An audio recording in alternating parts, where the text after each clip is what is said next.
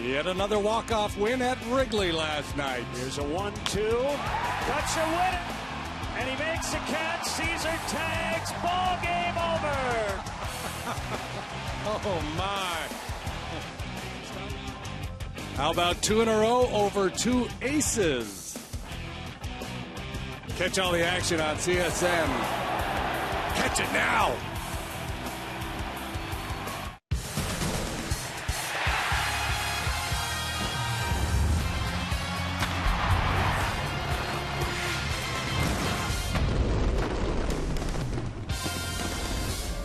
Good vibes around Wrigley Field these days as the Cubs have rattled off 4 in a row. And tonight, it's Game 3 of a 4-game series as they play host to the NL West leading Los Angeles Dodgers. Wednesday baseball on Comcast Sportsnet, brought to you by DraftKings.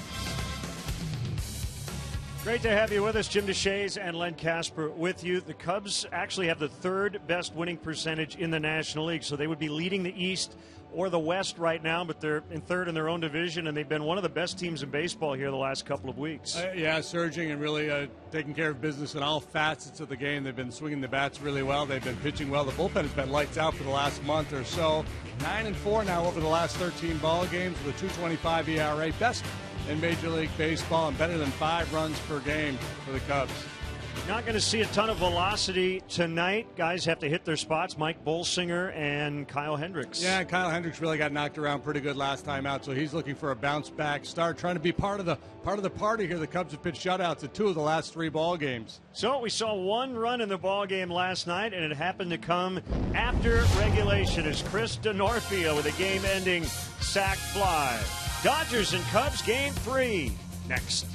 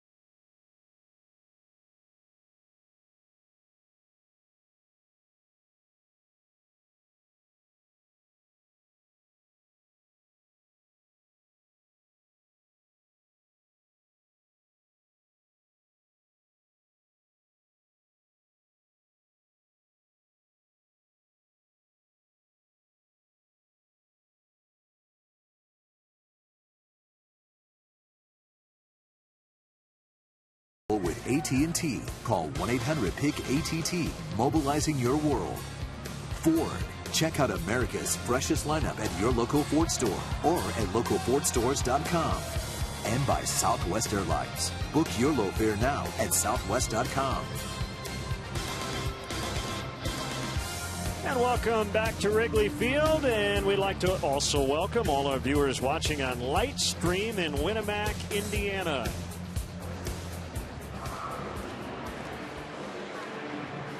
Chris D'Onofrio, the hero last night with a sac fly, and he'll be in that leadoff spot tonight with Dexter Fowler still day-to-day.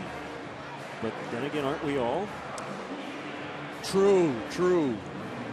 So the Cubs winning game started by Clayton Kershaw and Zach Greinke to start this series. So now you'd really like to press on the gas pedal here these final two games. Yeah, and it's been all about the pitching really for the Cubs. They've scored 5 runs total in these 2 games, but because the pitching has been so good, it's been good enough to win. It's not like they lit up either Kershaw or Greinke, and certainly not Greinke. They didn't get anything off of him last night. They hit a couple big home runs off of Kershaw, but the pitching for the Cubs has been outstanding the first 2 games of this series. In game 1, it was a collaborative effort with the bullpen coming in behind Yoshi Wada after he was pulled after 2 innings due to injury. And then Jason Hamill was just a beast last night with 7 2/3 of scoreless 2-hit baseball. We have found out that the Dodgers have just changed their lineup. Sounds like Yasiel Puig, who was going to hit 5th, is out. As the Cubs take the field. Marching band refused to yield. Tell you what, I don't know if we can give what we thought was going to be the Dodger lineup, and it probably will be similar to this with a little tweak. So here was the Dodgers Southwest starting lineup we thought we were going to see. Well, now we have the updated one. Wow, good work down there. So Kike Hernandez will lead it off at second base. He homered a couple of days ago. Peterson in center. Turner, Gonzalez. Ethier moves up from 6 to 5. Alex Guerrero now playing right. He'll hit 6th. Grandal, Rollins, and Bolsinger will round it out. So that was the original lineup. So take Puig out, move Ethier up, insert Guerrero. Okay. Well, not bad. Not too much damage on the scorecard. It's a game of adjustments. Got to be able to tweak a little bit. Well, let's look at the Cubs defensively. There have been no late changes for the Cubs. Remember, Dexter Fowler hurt his ankle a couple of days ago, so he's still day-to-day. Not in there tonight. That means another start for Matt Caesar, so he'll handle center. He's got D'Onofrio on one side, Colgan on the other. Bryant, Castro, Russell, Rizzo, pretty much the everyday alignment on the infield. Miguel Montero behind the plate. And Alexis pursuing perfection, starting pitcher for the Cubs tonight is 25-year-old right-hander Kyle Hendricks. Kyle's made 13 starts. It's been a mixed bag for him so far this year. 2 up, 3 down with a 4.28 ERA. I thought he was kind of unlucky a fair bit early on this year. He's had some really good games. Last time he really struggled, had a hard time getting his sinker down and paid a pretty good price for it. Minnesota banged out 11 hits off him in 5 innings, scored 7 runs, 6 of which were earned. Umpires now. Jerry Meals, the crew chief, will put on the mask tonight. Andy Fletcher at first, Jordan Baker at second, Paul Emmel is at third, and we don't know exactly the injury for Puig, but that tape job makes you think that it's that left hand that bothered him on Monday night. So away we go. Strike called on Hernandez to get us started. Second career starting assignment in the leadoff spot for Hernandez. 1-1. Hendricks likes to work quickly. One previous major league at bat leading off a game for Hernandez, and he doubled. Nice job by our crew to get that updated lineup right on time. Can't tell the players if you don't have a scorecard. Right. Adjustments. It's all about adjustments. Well, this Dodger lineup has been outstanding, one of the best in baseball this year. They have not been so good of late. But overall, the numbers are really good. Among the league leaders in runs scored. They're at the top of the league in many offensive categories. Foul past Lorenzo Bundy, the Dodger third base coach. Davey Lopes across the way at first. Davey looks like he could still steal a bag for you. Maybe a topic for a little later, but as that ball's hit hard and right back at Hendricks. Nicely done to keep that ball potentially out of center field, although Russell may have gotten to it. And a hard hit first out.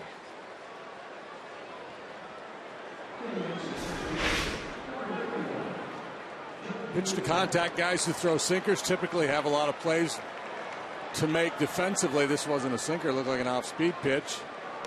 Maybe a little bit off the end of the bat, but Hendricks well positioned to put that one away. It'll bring up Jock Peterson, 1 out of 7 in the series with a walk, a homer, and 3 strikeouts. Those are 3 things he does a lot.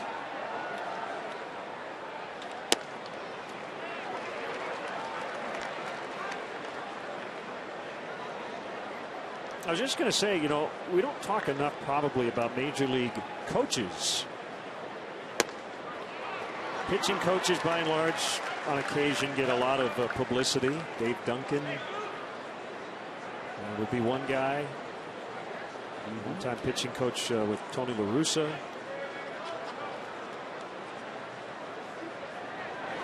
But I think Davey Lopes has the longest tenure of any first base coach ever, well over 20 years. So if we start ranking first base coaches, got to put him in the discussion. Called strike 3 to get Peterson. Yeah, well, in the pecking order, the first base coach is not very high up, but just depending on what that guy brings to the table besides coaching first base. And Lopes an outstanding base stealer in his career, very good infielder. So obviously he helps you out with that. Every club handles it differently. Some guys, the first base coaches, your job is basically to go out there, tell the guy to get back. When the pitcher's coming over, tell him the times with which the pitcher's delivering the ball to home plate if you're looking to steal a bag. So yeah, this is Davey's 29th season as a major league coach. Short stint as a manager in Milwaukee.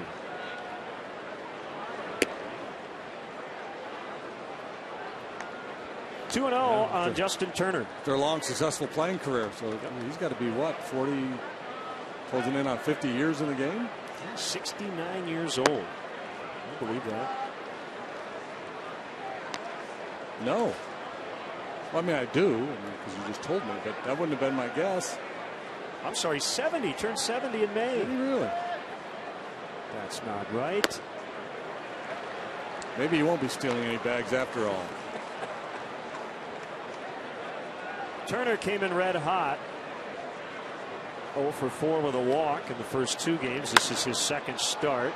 And he sends one in the air to Denorfia in right.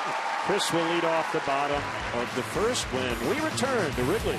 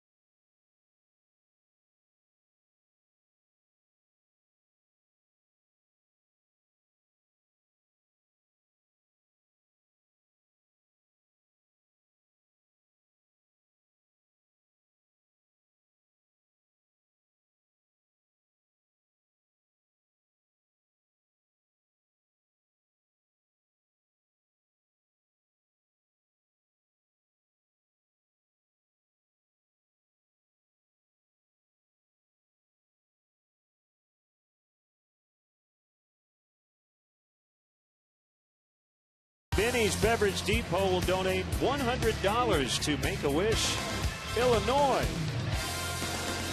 Cubs are 9 over for the first time this season, 8-3 in extra innings. And the Cubs Southwest starting lineup starts with Chris Denorfia, Anthony Rizzo, Chris Bryant, Miguel Montero 2 through 4. It's the shortstop Starlin Castro batting 5th, Chris Coghlan in left. Matt Caesar's had a good series. He's in center. Hendricks and Russell go 8 and 9, and we'll get the Dodgers defensively in a moment as Chicago native Mike Bolsinger with a cutter for ball 1 on Denorfia. He does not throw a ton of first pitch strikes. Nope, he doesn't throw hard at all. Everything has a little movement to his glove side. Cutter, kind of a little hybrid sliderish kind of pitch. A curveball, perhaps his best pitch.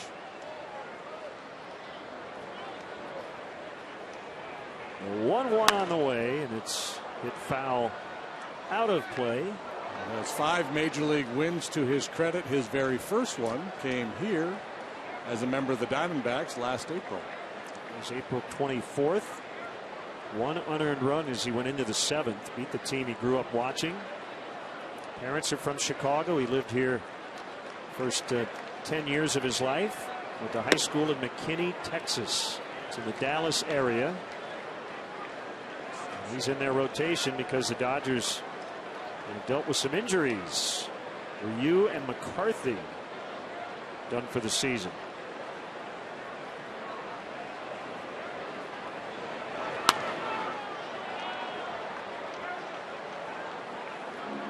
Well, let's take a look at the Dodgers defensively. They made that late change, so Guerrero's out in right. Excuse me, he's in left. Ethier in right. Peterson, the center fielder, can really go get it. Turner, Rollins, Hernandez, Gonzalez on the infield. Not all behind the plate. Swing and a miss on that curveball. He is the Lexus pursuing perfection starting pitcher for the Dodgers, and so far he is perfect. One batter, one punch out. 9 starts for Bolsinger, and he's provided a nice lift for the Dodgers. 4-2 with a 287 earned run average. So he's been far better against righties than lefties.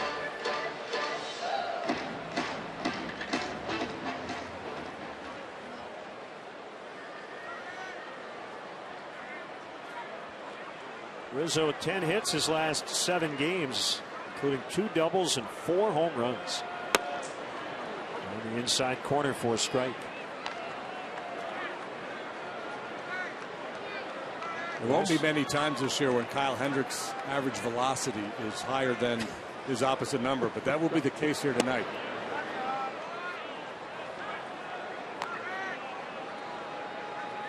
Also not too common where you have a starting pitcher who throws more cutters than traditional fastballs, either the 2 or 4 seam variety. Yeah, the cutter basically is his foul. He's like a relief pitcher. You know, he's like a Mark Melancon type that throws cutters and curveballs. That's basically Bolsinger's game.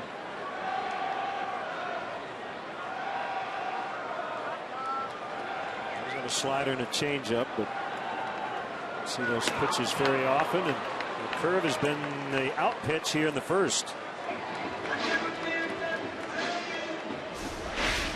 And he throws his curveball pretty hard.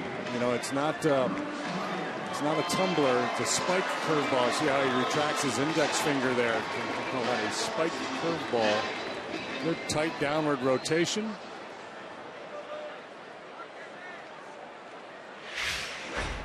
Here's Chris Bryant playing in his 62nd Major League game.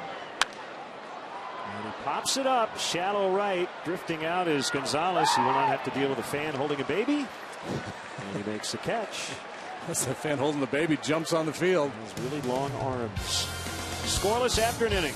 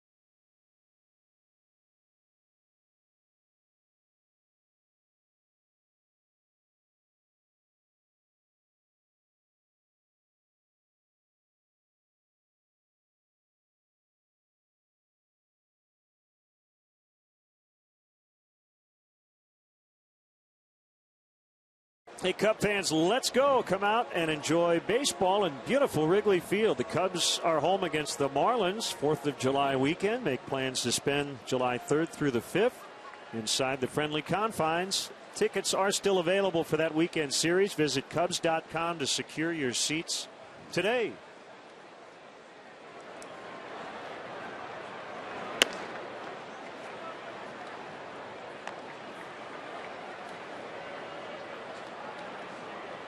One and 0 on Adrian Gonzalez. The next pitch from Hendricks. The sinker that was up a little bit, fouled off. Kyle's second career start against the Dodgers. Pitched a dandy against them last year in August. 7 innings, allowed 1 earned run, allowed 4 hits. It was at a Dodger Stadium. Yeah, pretty neat for him, being a Southern California guy. And earlier this year, family in attendance in San Diego went the distance.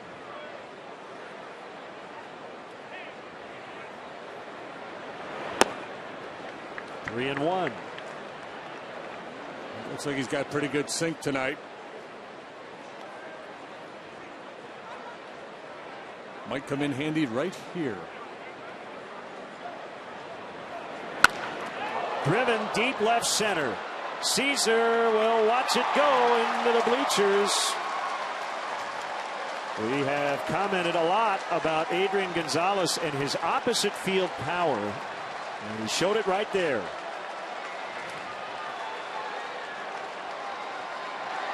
Yeah, he would put up some unbelievable numbers in this ballpark. Being able to drive that ball to the power alley in left center field. This is probably not a home run in Dodger Stadium. It's a Ford home run replay here. He stays on that. It looked like a sinker.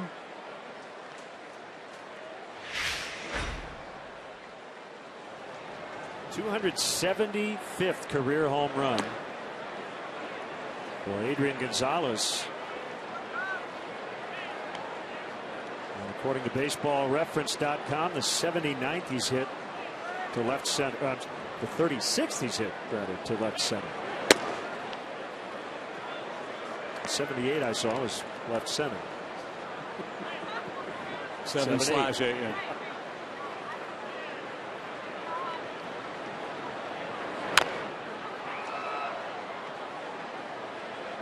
Yeah, so of his 275, he's hit under 100 to straightaway right. 59 homers to left. 36 to left center, 34 to straightaway. So yeah, he's not a one-trick pony in terms of his home run distribution. In the hole, backhanded play. Castro, the throw to first is in time to get Guerrero.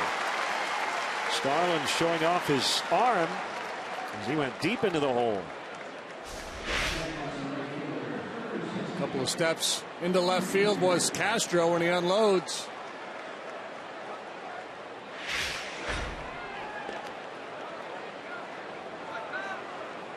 So the Dodgers have 3 runs in this series. Home runs by Hernandez, Peterson, and Gonzalez.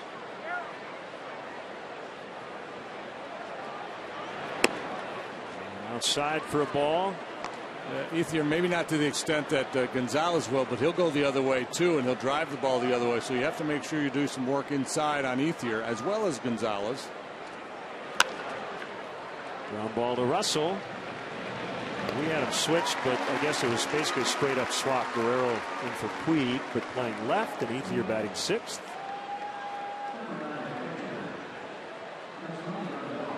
So I didn't have to make those changes in my scorecard.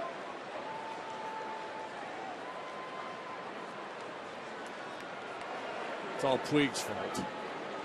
2 outs. Here's Grandal, the switch hitting catcher.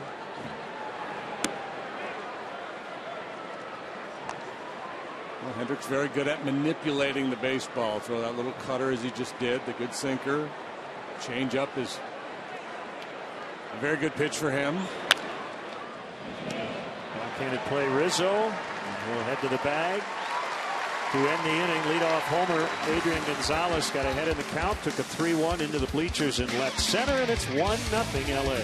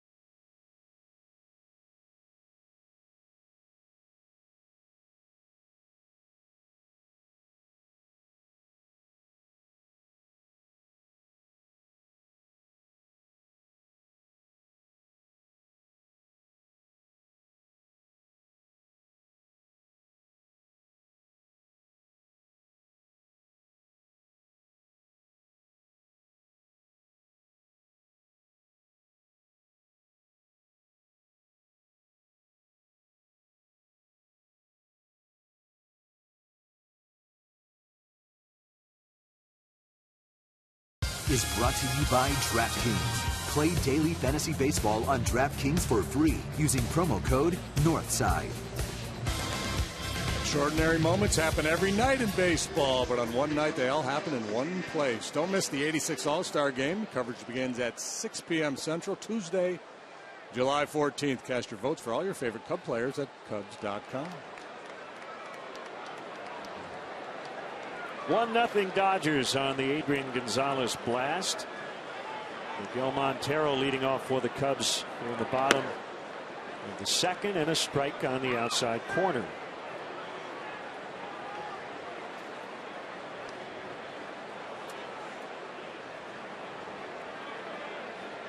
Open callus on the left hand. That's the Puig injury, as we had speculated. Yeah, this is bothering him his first at bat Monday.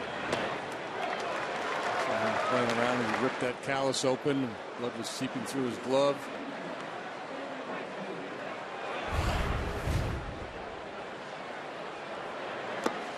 Swing and a miss.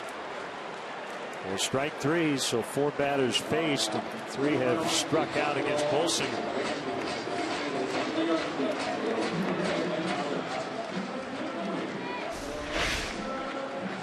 Spike curveball again, starts at about knee high and drops down out of the zone. Cub hitters are going to have to make an adjustment. Yeah, the Denorfia strikeout actually was a slider. As you said, he throws his curve pretty hard. Curve slider right around the same velocity.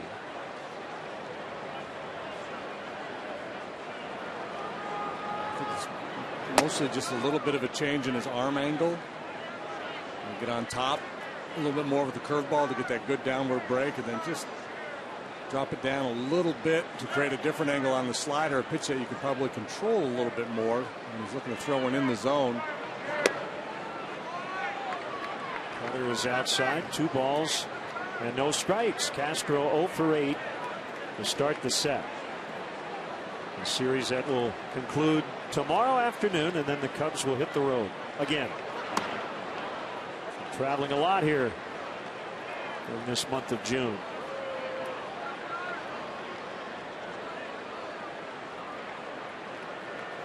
Playing some very good baseball.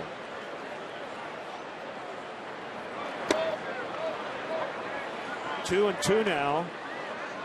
Cubs with 9 walk-off wins here at Wrigley Field, most in the majors.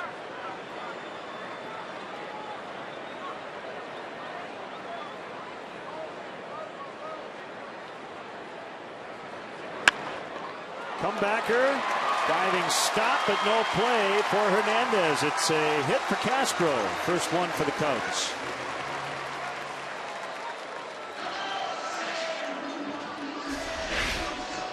Good things happen when you put the ball in play. Hernandez lays out, scrambles for it, but he would have no play on Castro anyway.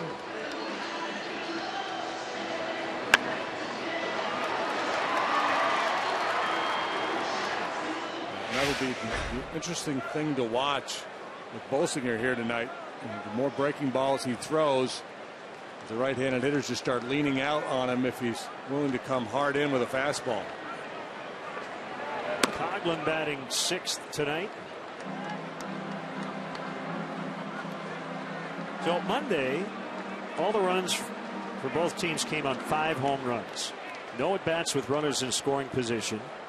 Last night, the winning run scored on an out, on a sac fly, the only run of the game. And these teams combined to go 0 for 13 with runners in scoring position. So how about that? We've played, what, about 20 innings or so, and neither team with a hit with a runner in scoring position. Haven't been a ton of chances. No, a lot of clean innings. 3 up, 3 down. A bunch of those in each of the first 2 games of this series.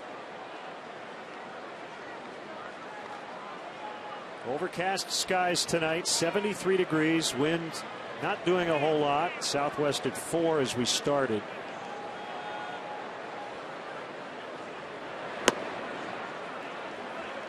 And Bolsinger behind 3-1 on Coghlan. Possible threat of rain later. Might see Castro on the move here. Bolsinger's a ground ball pitcher. Nope.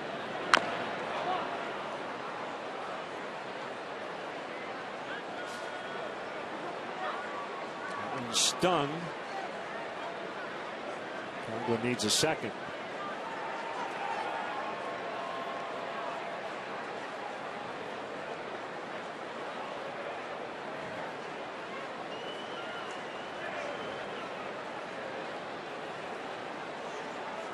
Cubs have been playing really good baseball. They have not been able to gain much ground because the clubs ahead of them have been playing very well as well, being Pittsburgh and St. Louis. Pretty well, but it's going to be caught by Peterson.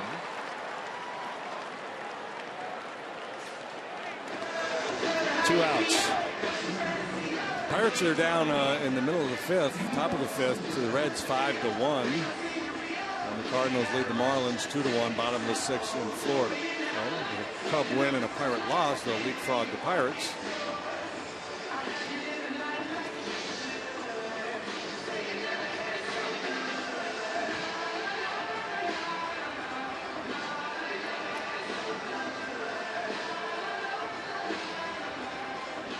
Bolsinger was acquired by the Dodgers last offseason in a cash transaction.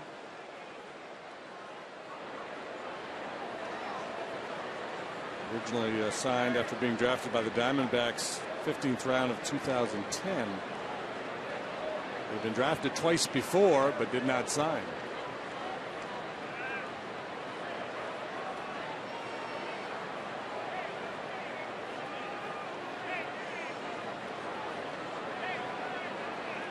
Matt Caesar back for the fourth time in AAA Iowa as he bounces one to Hernandez.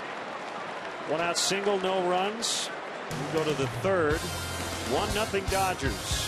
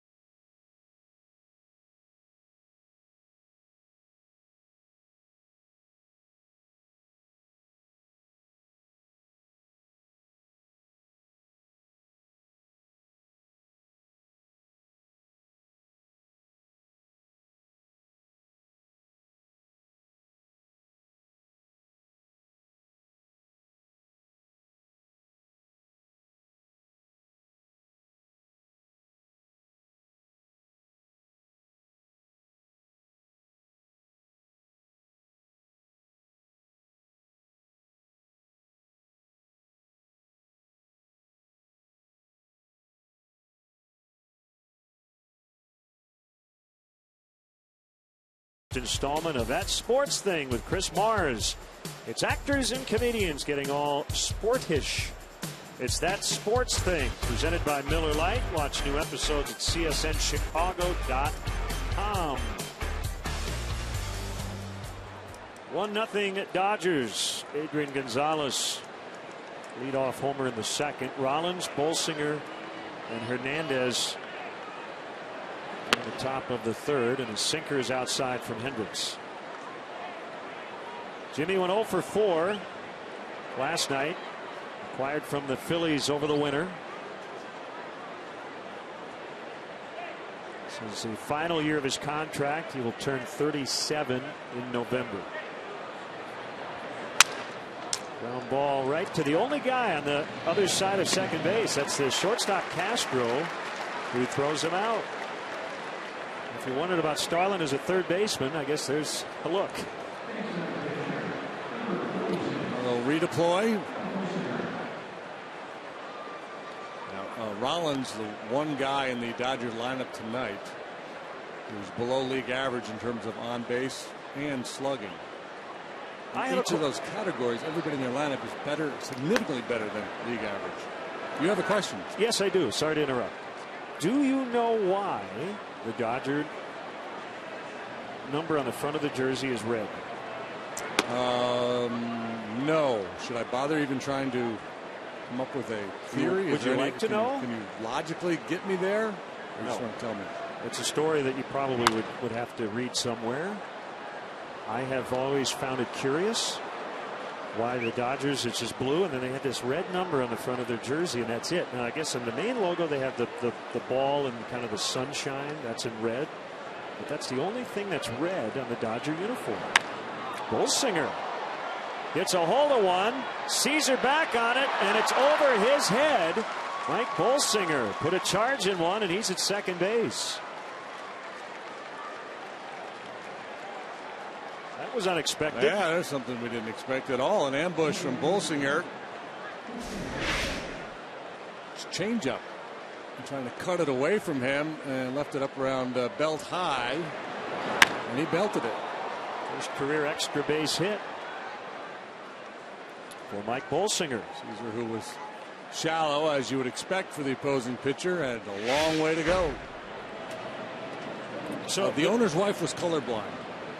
No, you're kind of getting close to it there. Hernandez pops it foul. The president of the team in the early 1950s, Walter O'Malley, for the 1951 World Series, because the Dodgers had a big lead that year, they were going to introduce the red numbers so they looked better on television. It was black and white TV at the time, but they were to stand out more on TV. Well, we know what happened in 51. The 12.5 game lead evaporated, and the Dodgers lost in the 2 of 3 playoff to the Giants, a shot heard around the world. So they ended up introducing the red numbers the following spring, 1952. So that is why they have red numbers on the front of their jersey. Yeah. So never even gave it a second thought. And that's a strikeout as Hernandez couldn't hold up.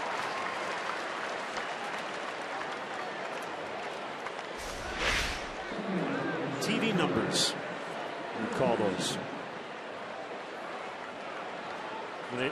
I think it looks cool. It wouldn't quite be the same if they were blue. See, it's what's unique about it is that the numbers in the back are still blue. Right. Now you're going to be distracted by the red numbers.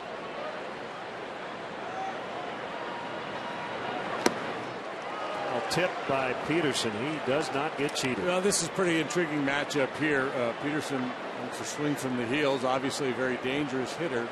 There's a lot of swing and miss in his game. We'll see if Hendricks is able to exploit that. And so far in this series, stuff with spin has been difficult for Peterson.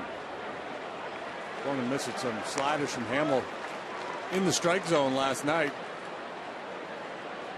And Jason's slider was outstanding.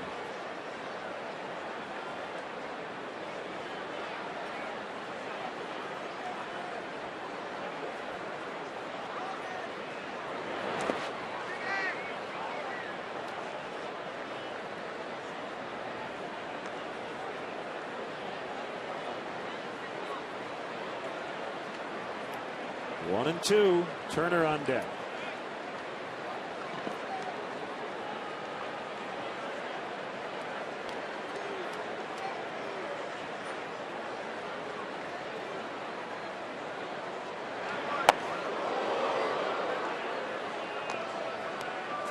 to make them aware of both sides of the plate.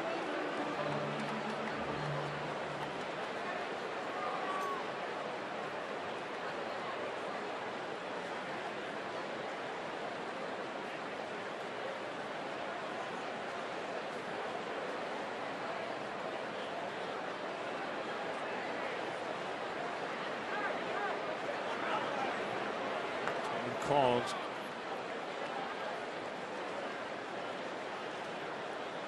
If we were on the road, the crowd would have booed, saying, "Balk! It's a balk!"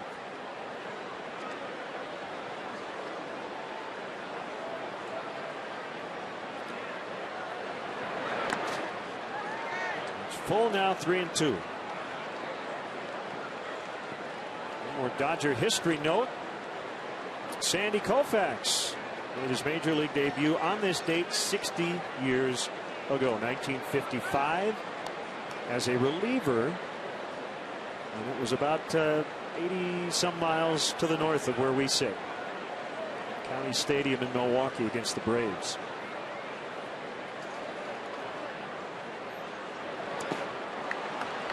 Ball 4.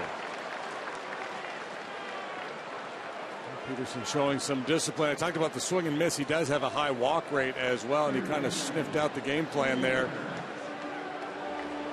After that cutter up and in, they went breaking ball down and in, and then change up, and neither one of them close enough to entice Peterson to chase.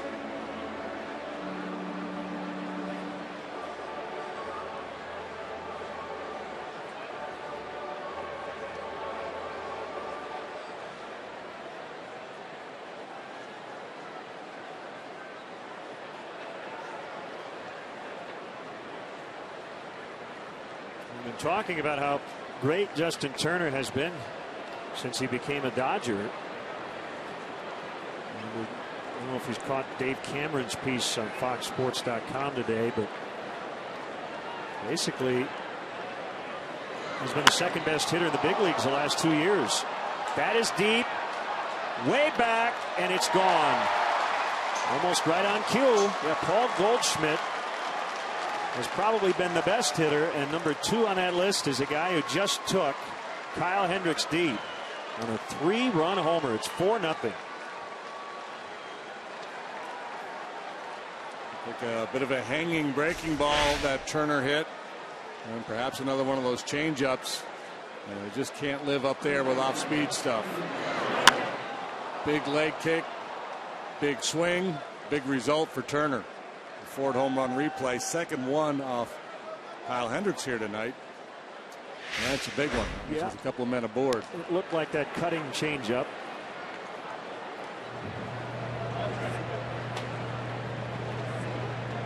If it weren't for chronic knee issues, Turner would play pretty much every day. He's got to get a day or two off per week to manage that situation.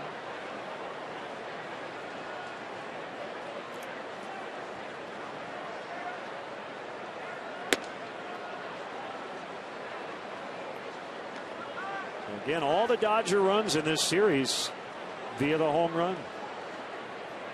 First 3 were solos. Turner knocked in 3 with 1 swing. Well, they do that a lot, more than any team in the National League.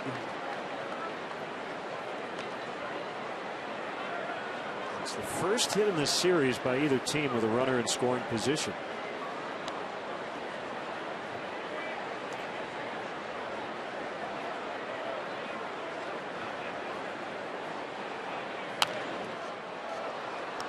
Dodgers lead the National League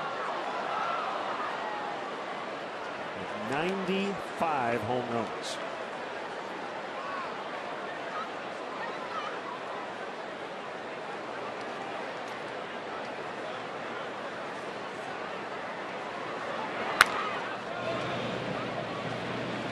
Russell to get Gonzalez. Turner does the damage with the Dodgers' second home run tonight, and it's now 4-zip.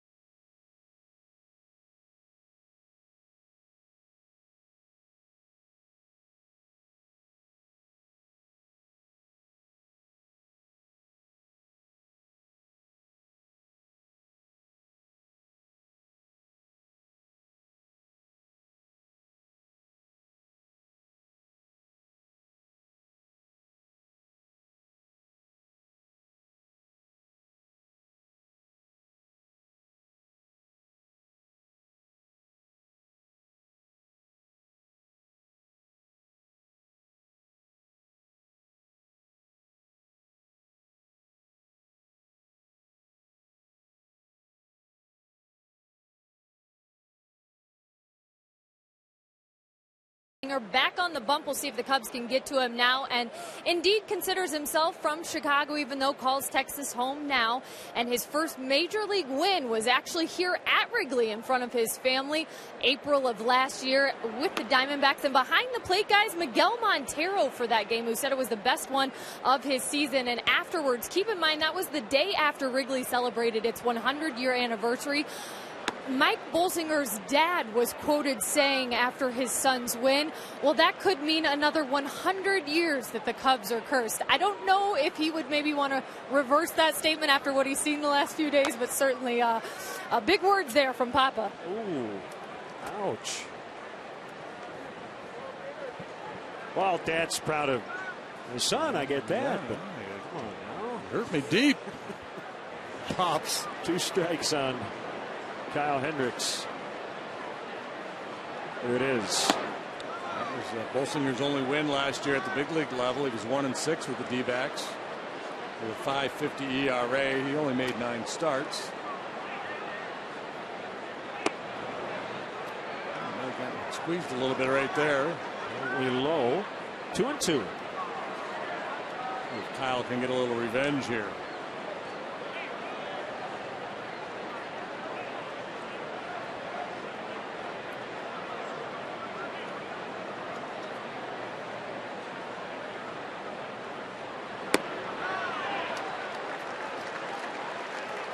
So 0-2 to 3-2 for Hendricks. Russell next. And back to the top, and Chris Denorfia. And got him that time.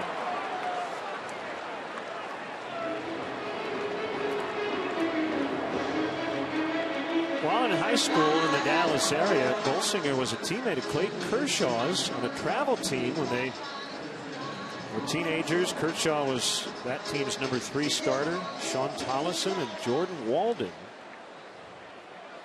were ahead of him on the depth chart, both of whom made it to the big leagues as well. Pretty good travel team, wouldn't you say? I guess so. And Bolsinger and Kershaw, their 2 high schools, played against one another in the Texas state playoffs. There's an abundance of talent in high school baseball in the state of Texas.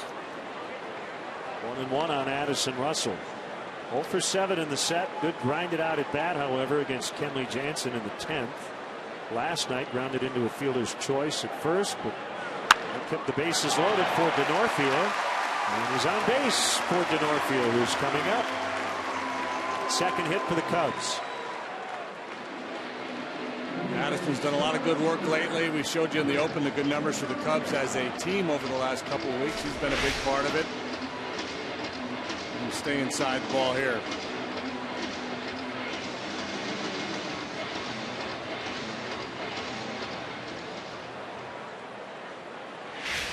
That's what I'm talking about with Bolsinger. If he doesn't straighten up some of these right-handed hitters and he just keeps working cutters and breaking balls away, sooner or later you would think they're going to make an adjustment.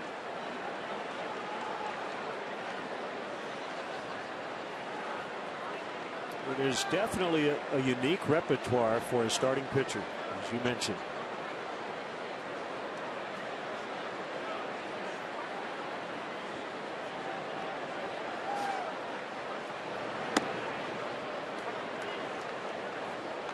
One and one.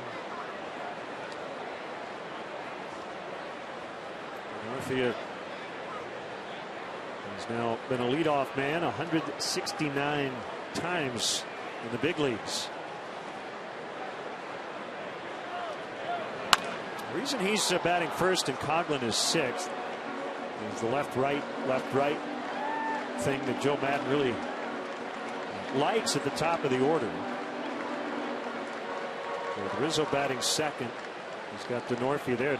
Normally it's a switch hitter, Dexter Fowler, so you don't have to worry about it quite as much. Bolsinger walking behind the mound, and you can see maybe a little tightness in his back or his shoulder.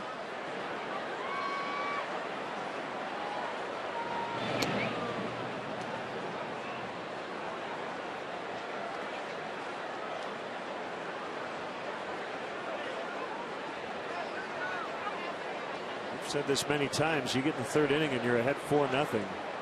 Yeah. Your starter, you don't want to even think about coming out. Push on through.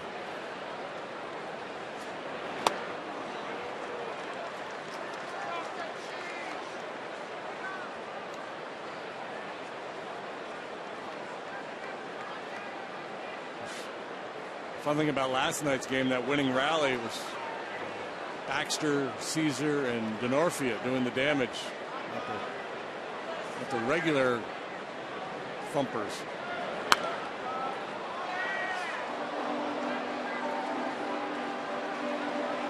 Well, we've got a long way to go this season, but when you think about the special teams you played on and have covered, they seem to be marked by David Ross picking off a guy at first to end the game. And Denorfia's and Baxter's and Caesar's. Ground ball left side. And close, but they got Russell at second for out number 2. Yeah, everybody contributed, at different times. Yeah, and that's, Joe talked about it early in the year, esprit de corps, everybody pulling together, and that's a good team win when you pitch well, you don't do a lot of hitting, dramatic extra inning walk-off win, and it comes from guys who aren't in the middle of the order, mainstays, part-time players, making it happen.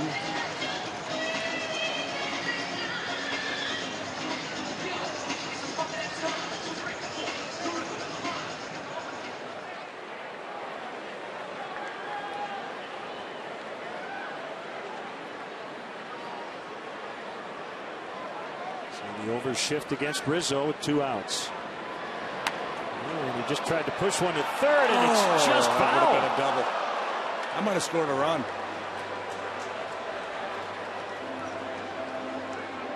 4-0. He tried something a little different.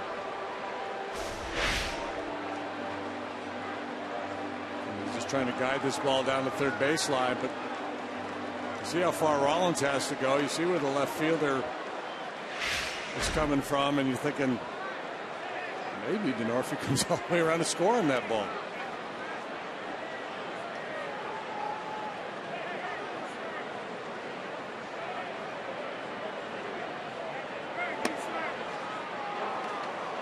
On the very outer edge, it's 0-2.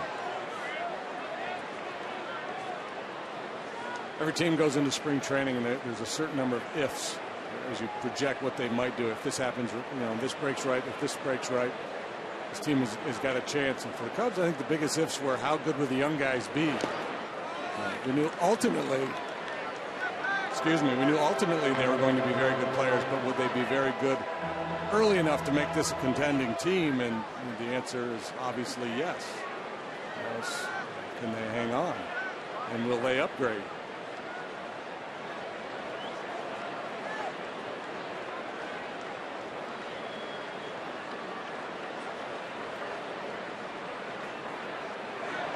Denorfia goes, and Rizzo fouls right at the plate. Very aggressive jump there by Denorfia. 2-strike count. Rizzo's less likely to drive the ball. It makes perfect sense for Denorfia to try to get into scoring position here, and if he gets thrown out, then you've got Rizzo starting with a fresh count next inning. But there's the break.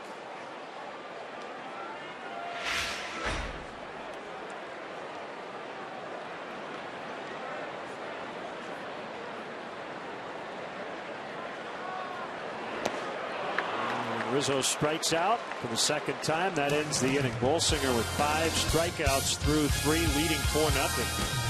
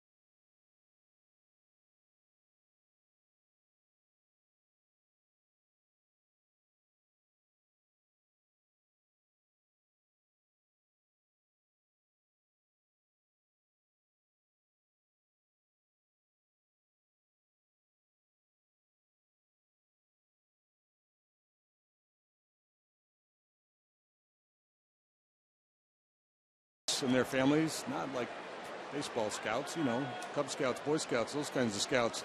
Rockies are in town, included with your special event game ticket. All participants will receive a Cubs-themed scout patch. For more information and to secure tickets, visit Cubs.com/special events. Alex Guerrero bounces to the pitcher. Quick out. Now Andre Ethier is playing right.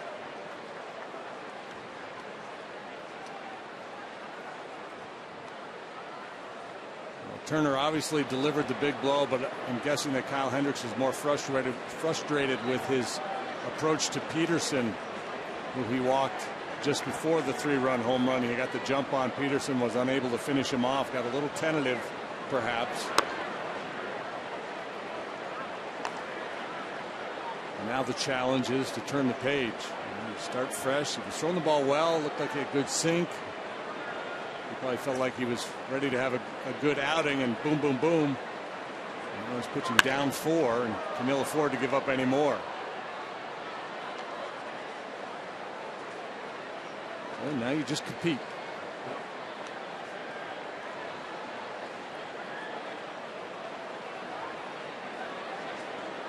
Just trying to hang around long enough to give your team a fighting chance. Just one hitter at a time, and hope the boys can pick you up and solve Bolsinger, who's been awfully good so far.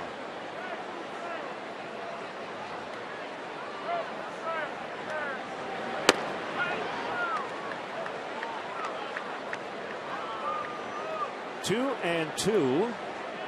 Dahl on deck.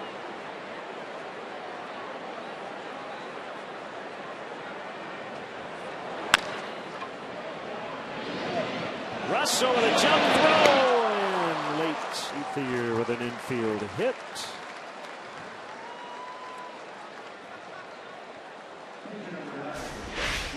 He has made some spectacular plays this year. And this would have been near the top of the highlight reel had he been able to pull this off.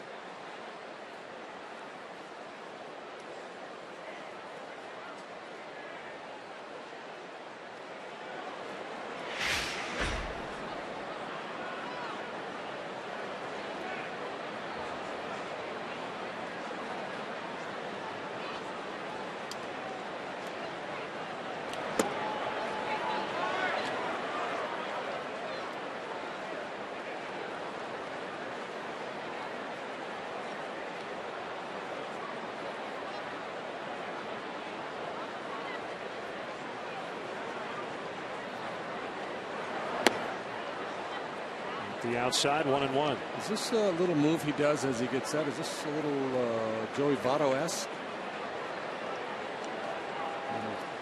Bat out front, tugging at the shoulder. Well, he was in the Reds organization at one time. Yeah, could be. Tucks that front shoulder in, bounce to Rizzo. How about a tag and a throw? How about that? Anthony was thinking, okay, I got to throw this. Oh, wait a minute. The runner's right next to me. That'll end the inning. A 3-1 ground ball double play. Yeah, you don't see this every day. That's not good base running by Ethier, and it's very heads-up play by Rizzo.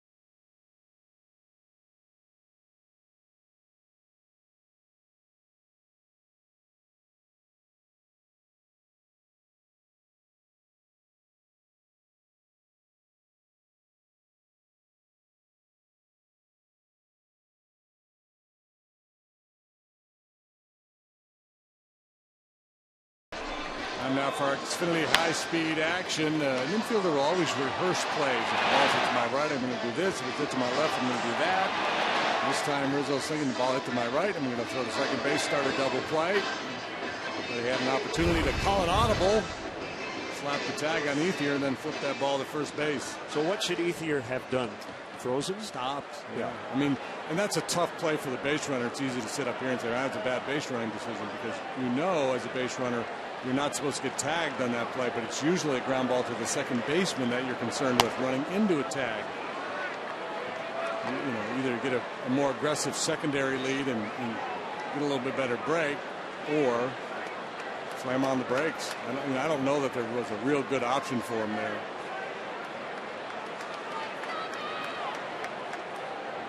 Probably should have used one of his timeouts. That would have been the best thing to do.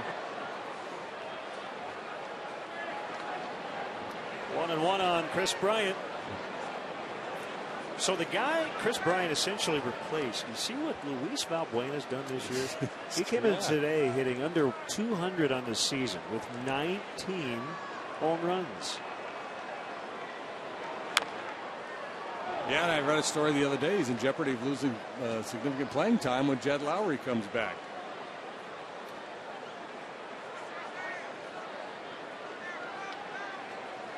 And we called up the kid Correa. He's been absolutely dynamite. Carlos Correa, young shortstop. Astros lost 2-1 at Anaheim in 13 innings today. Taylor Featherston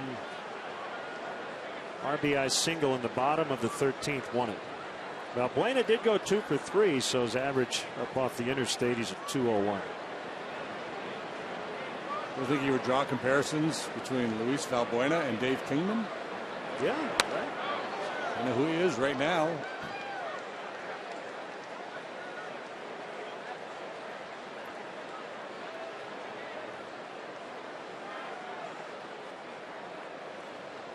Well, Chris Bryant would be a perfect example of a right-handed hitter that if you keep feeding him that breaking ball away, I think sooner or later he's going to get into one. If you don't, push back a little bit, try to run a fastball up and in on his hands.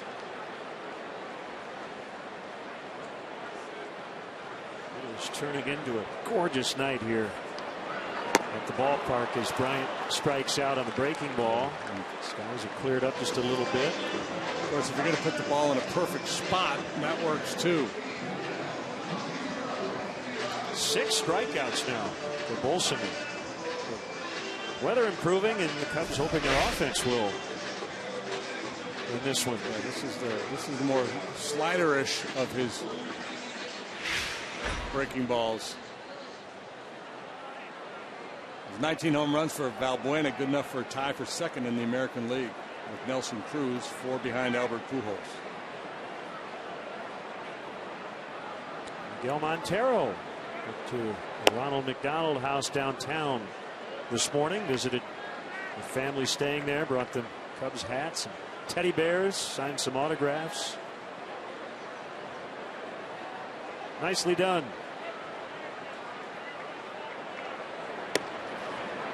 Inside corner. That organization does great work. My niece was in one for the better part of 2 years, in and out.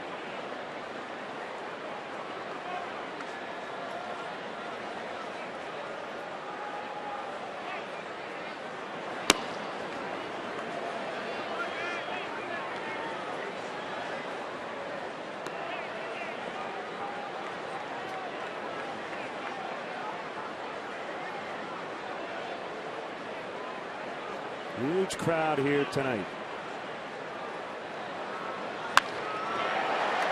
That'll get down for Montero. Ethier races over to cut it off and keep Miguel to a single. So the Cubs have 3 hits, 1 each the last 3 innings.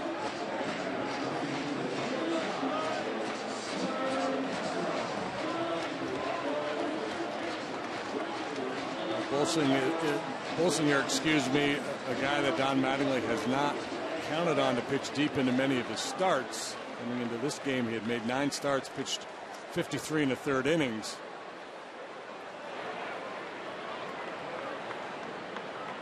He may extend him a little bit here tonight the way he's going along.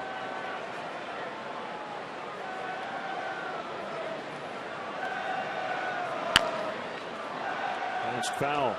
I want to send out happy birthday wishes to a lifelong Cub fan, Richard Angerman from Crown Point, Indiana. He's here with his wife, Linda. And he remembers coming to his first Cubs game at Wrigley Field 60 years ago when the Cubs hosted the Brooklyn Dodgers. Don Newcomb against Sam Jones. Newcomb was 18-1 going into that game on August 8, 1955. Cubs won the game on a Gene Baker homer in the 8th inning. Banks, Baker, Fondy. Double play combo, 6-4-3. Don Zimmer was playing second for the Dodgers. Don Hoke was at third. Jackie Robinson was in left field. Both pitchers pitched complete games that day. Other than that, he has no memory of it. That's pretty good. You must have kept a scorecard.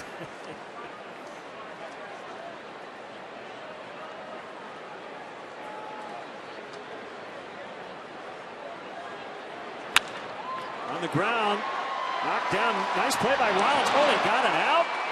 And Castro was safe at first. Jimmy Rollins with a terrific play. Yeah, he's feeling pretty good about it too, isn't he? 4-time Gold Glover. Look at it, drops the glove, snares it with the bare hand, gets Montero, and Hernandez takes a shot at Castro.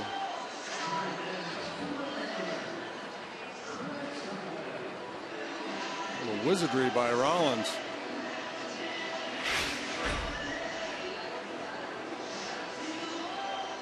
Justin Turner, he may not be 27 anymore, but I can still make plays like that. So 2 outs for Coghlan.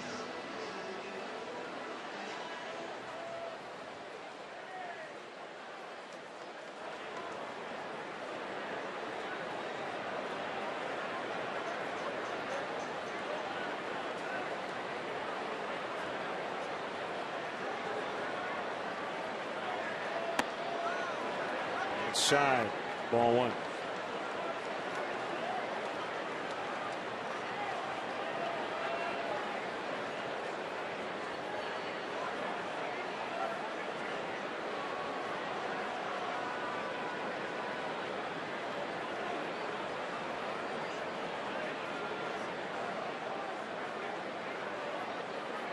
Can you believe the Indians beat the Tigers today? Someone joked on Twitter that popping champagne in the clubhouse. 8-2 the final. Detroit had been 9-2 against Cleveland, including 5-0 in a Progressive Field prior to today. Carlos Carrasco beat Buck Farmer, who was filling in for Justin Verlander. Yeah, back issues for Verlander now? Yep. After 2 starts. Well, any reason to get Buck Farmer to the big leagues is a good reason.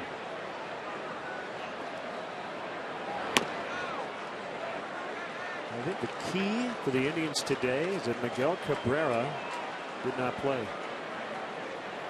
Given a day off, even though he's hitting .619 this year versus Cleveland.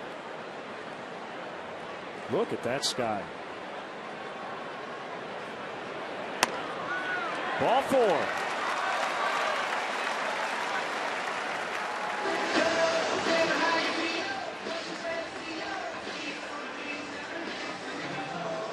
Bring up Matt Caesar.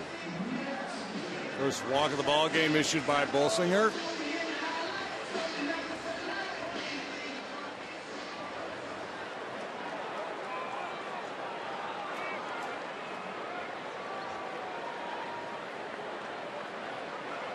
Nothing better than summer in Chicago.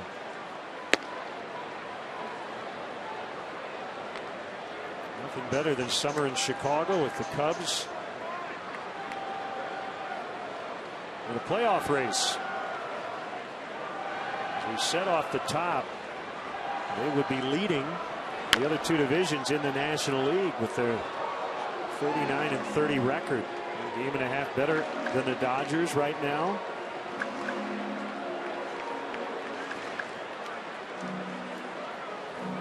Two better than the Nationals, leading the NL East.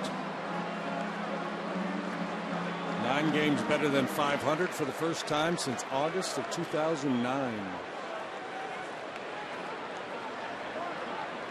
He's got to go into battle mode here, down 2 strikes.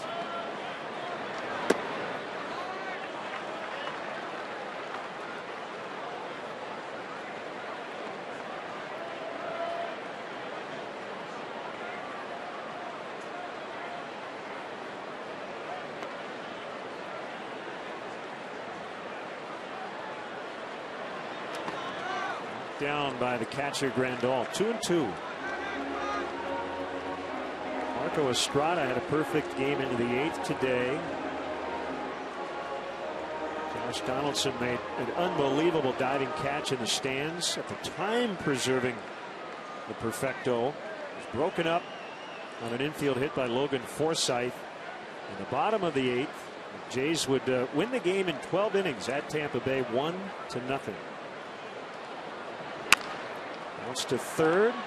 Turner will take it right to the bag as he forces Castro, and the inning is over. We'll go to the 5th. We'll hear from Patrick Mooney, get the Cubs updates in terms of their injuries. 4-0 Dodgers.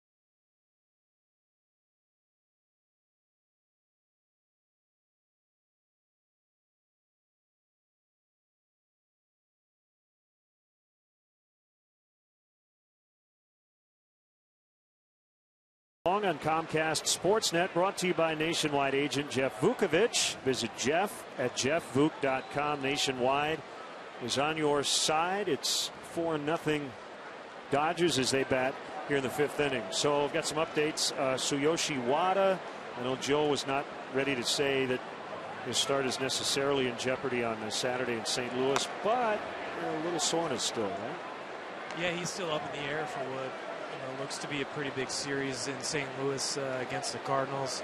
The Cubs have 2 former All-Star starting pitchers in the bullpen, but it sounds like Joe Maddon really likes Travis Wood in the bullpen, and it's hard to see Edwin Jackson getting too stretched out for an opportunity like that. So they could look to AAA. Obviously, the Cubs are going to keep looking to try and trade for a guy to plug into their rotation, but I don't think we'll see a new guy by St. Louis. Coghlan makes a catch.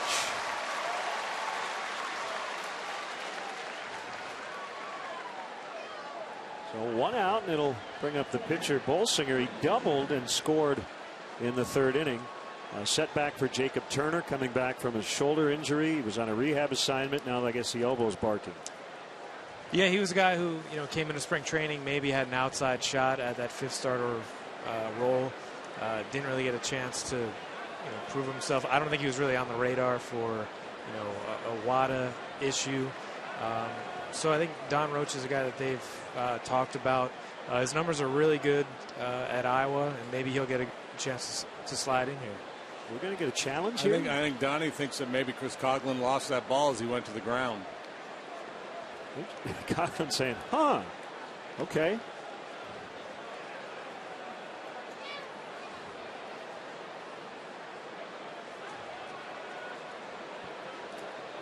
So we're going to have a Forsythe replay review.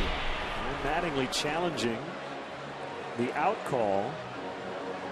The running sliding catch by Chris Coughlin. Let's see. He's got it. It's a little wobbly in there, but no, that's a catch. That's a catch. I wonder what the Dodgers saw that made it worth their while to challenge this one. That should be called confirmed, really.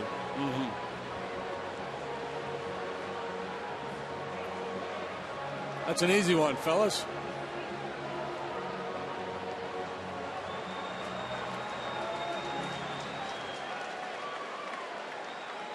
It will be Bolsinger with one out.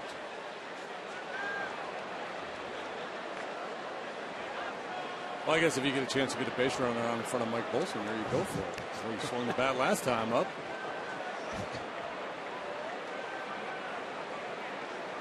So Patrick, I was talking with Anthony Rizzo today,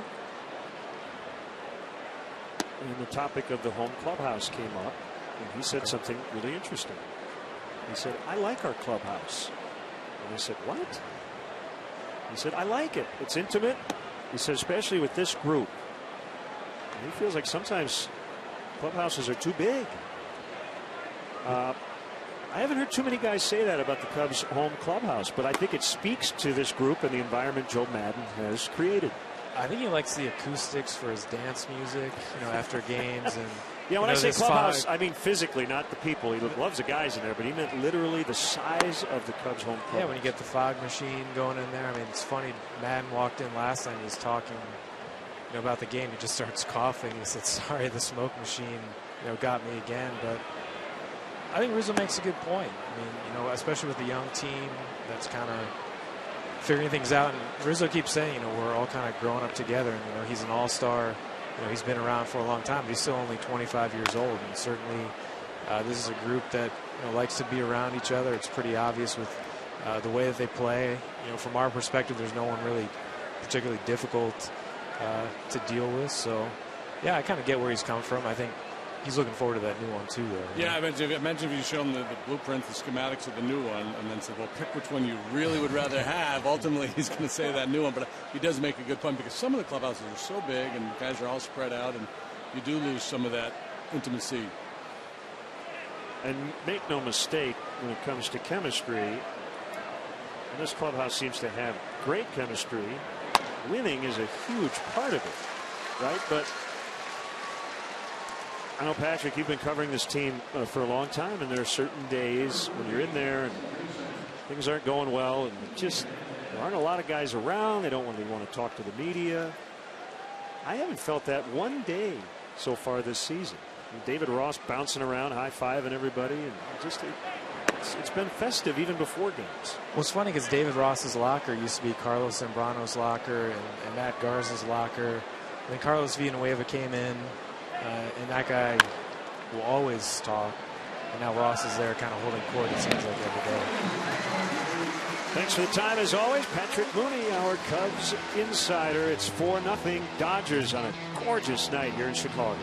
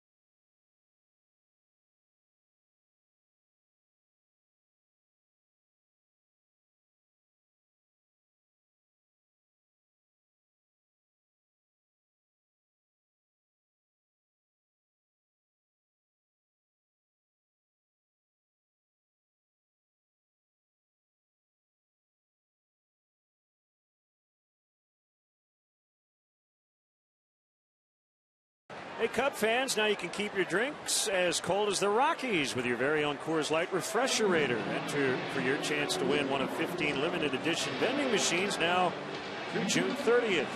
Visit csnchicago.com/Coors Light and enter today. Mike Baxter's going to hit for Kyle Hendricks.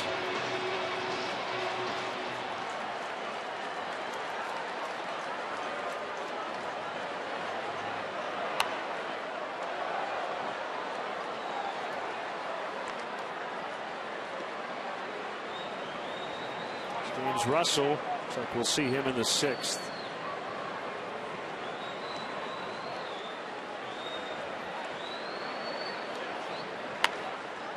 Muscle out towards center, and it drops. Base hit. Mike Baxter off the bench. He's swinging it well lately, hasn't he? I mean, he didn't crush that one, but fought off a little cutter in on the hands. Backed up a little bit on Bolsinger.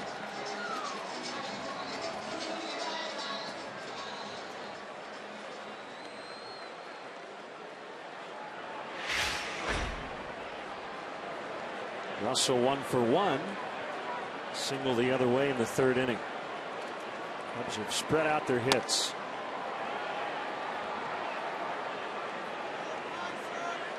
Bolsinger's used his fastball here tonight a little more than I anticipated based on what I had read about him and have heard about him from scouts.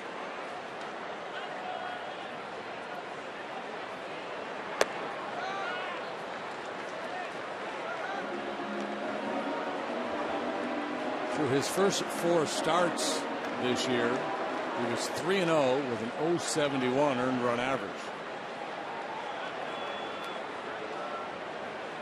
including 8 innings of 1-hit shutout ball against the Padres. So Bolsinger and Hendricks had that in common. Their best outings this year coming against the Pods.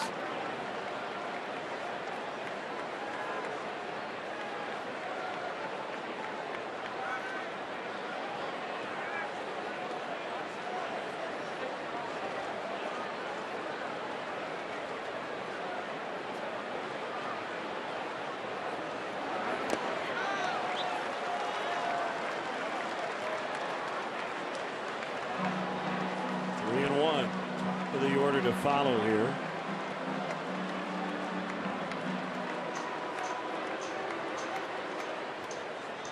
So this is a big pitch right here then. This is able to reach. The lineup turns over. Chance to really get something going here for the first time tonight.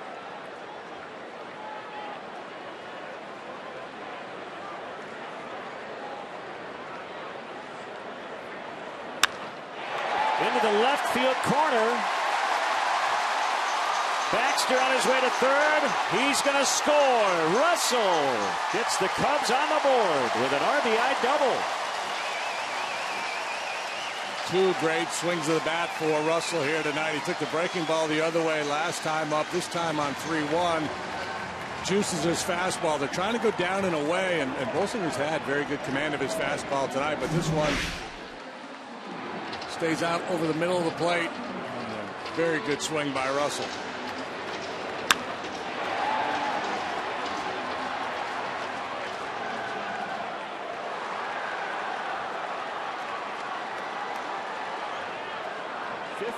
Double for the rookie Russell. DeNorfia, base hit right field. Russell to 3rd. He's going to stop there. 3 straight hits to start this 5th inning.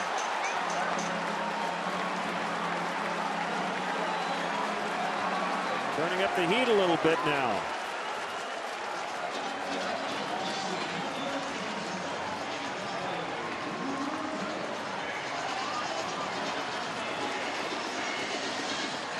In the Dodger bullpen. The left-hander starting to warm up.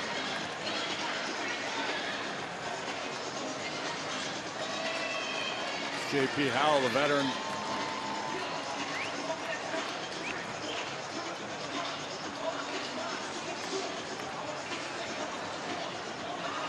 He's just now getting started. There's no way he'll be ready for Rizzo. You might be ready for Bryan. You think, well, why would you bring Howell in the lefty to face Bryan? But he's always been good against righties, but probably Don Mattingly thinking Montero.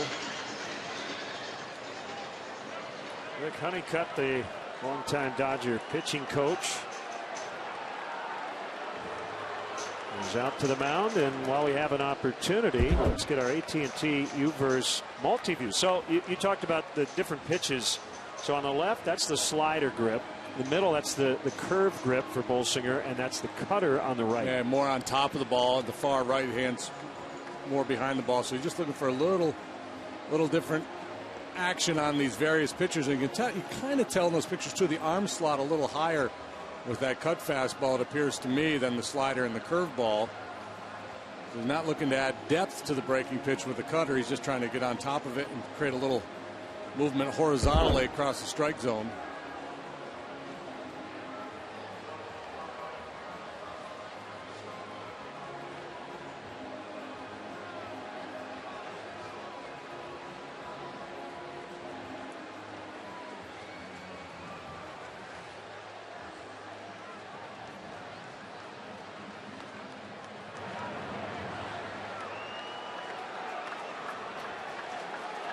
First and third, nobody out, a run in. If you could pick the part of the lineup you'd like to have coming up in this spot, I think you go with Rizzo and Bryant. Here they are. Anthony's had a hard time with that down and in breaking ball tonight. A pitch that a couple of years ago he really struggled with. Not so much last year and this, but it has been an issue tonight. Only the 7th time this year he has struck out at least 2 times.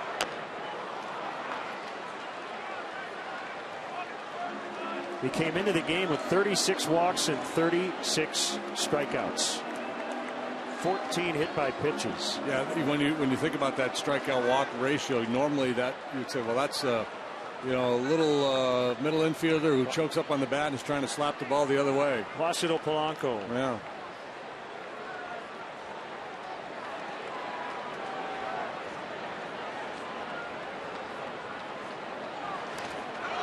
To a certain extent, he does become that guy a little bit with 2 strikes. He does choke up. He has a 2-strike approach.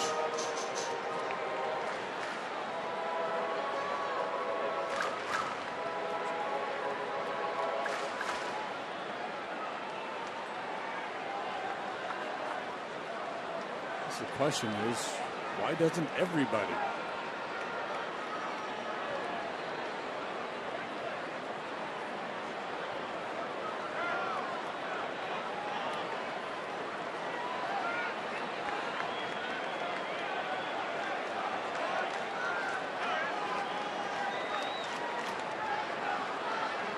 Bolsinger gets his sign. They're going in. Ground ball. They'll try to turn it here. They will. So Rizzo will not get an RBI, but Russell does score. It's now 4-2.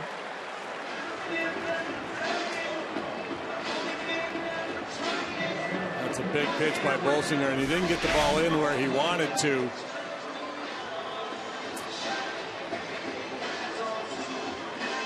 Cubs able to put 2 on the board here. You see that ball? They're trying to crowd him, and it leaks back out over the plate.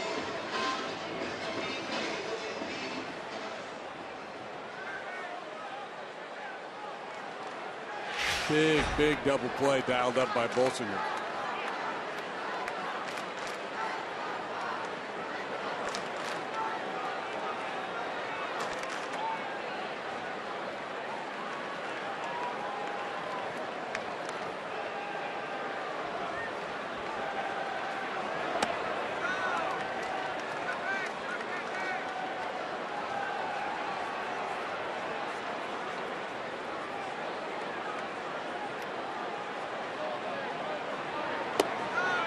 Two 2-0 on Bryant.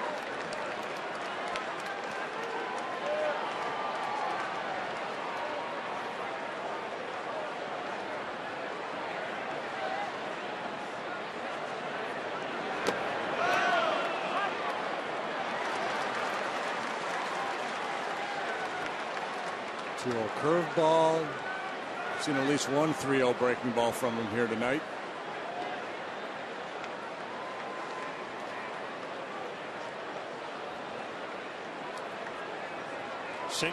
single, double play ball. So 2 runs in.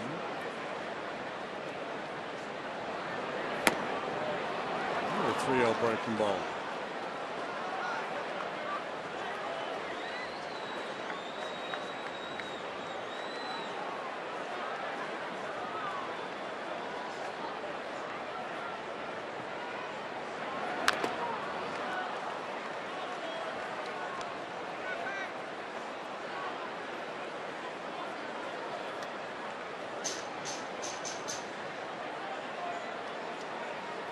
Cubs will use their bullpen the rest of the night. A bullpen that has been pretty much lights out here as of late. They need them to do that again to give the offense a chance.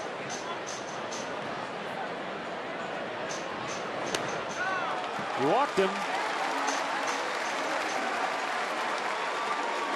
Second walk in as many innings.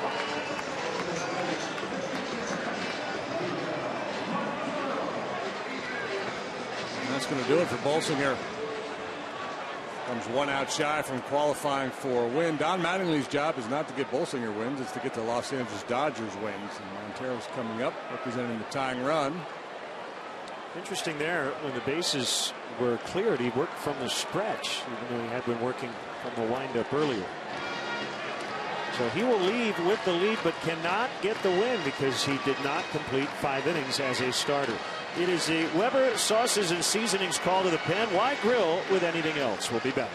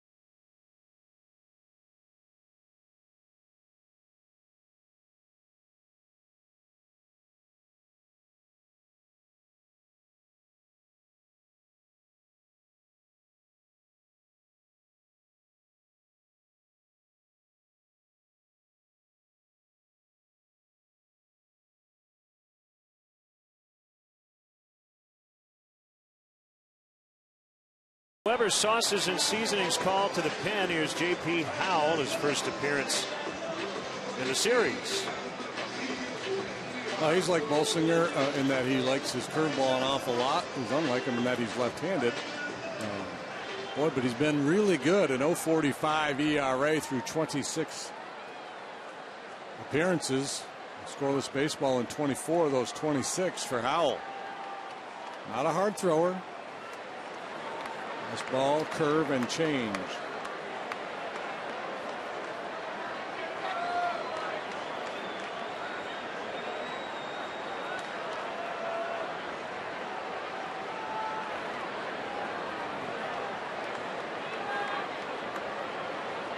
Runner at first, 2 outs, 2 runs in. Lefty to lefty. First he'll make a pick toss to keep an eye on Bryant.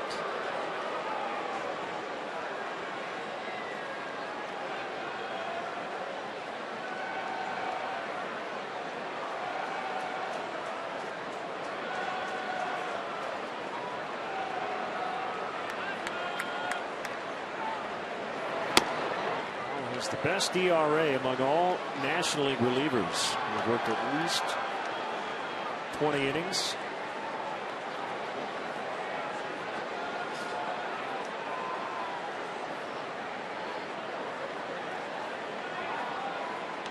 Hasn't pitched in almost a week. out there tonight. 1-1.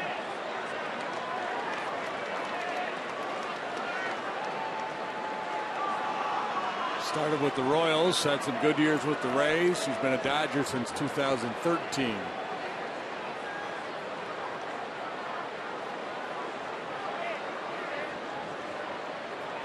These two have probably matched up a few times over the years.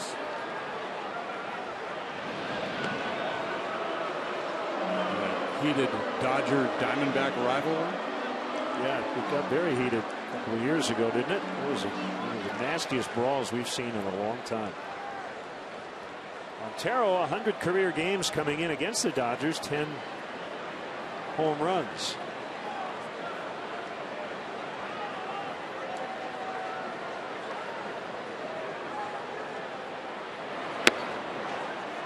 Caught the corner, 1-2.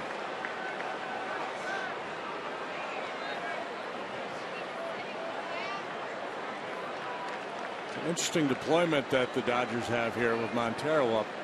They're keeping Rollins on the third base side of short.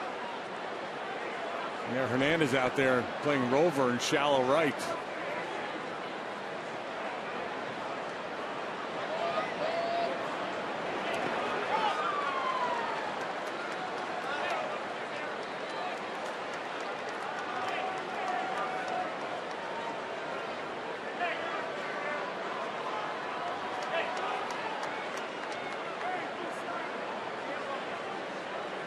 If he happened to hit a slow ground ball to the right side of the infield, I don't know if anybody would be able to make a play on him. As far as Hernandez would have to go to come and get it. Anything past the pitcher, get the job done.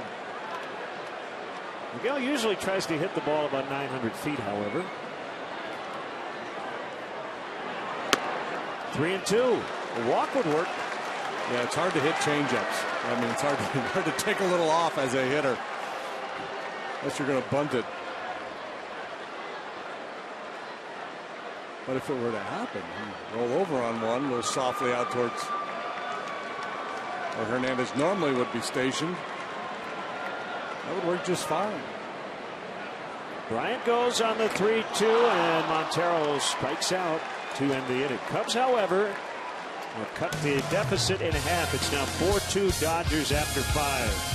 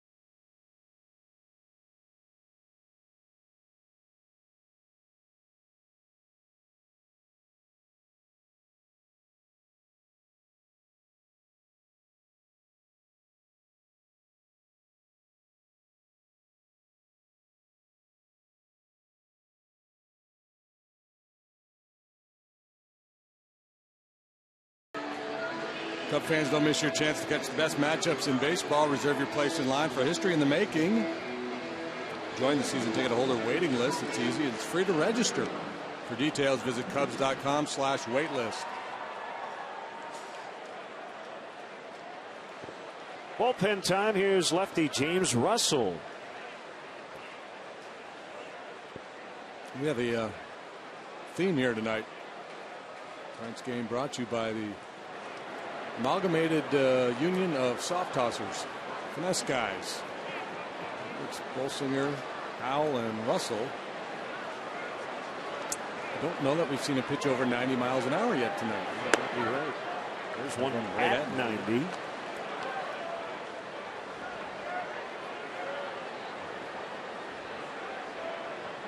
Russell tying Kerry Wood for 13th on the club's all-time games pitched list tonight. So for James, it's all about command.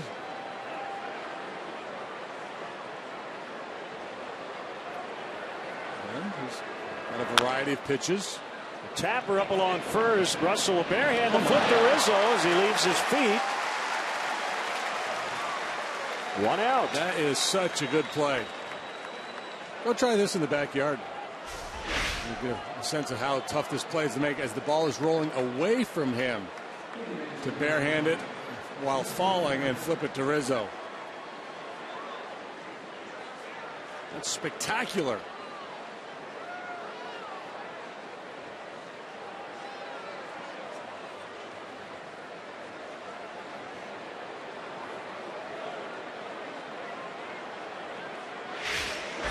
Turner with the biggest at bat of the game resulted in a 3-run homer in the 3rd inning. It was off Kyle Hendricks. He was up 4 on 4 hits in his 5 innings.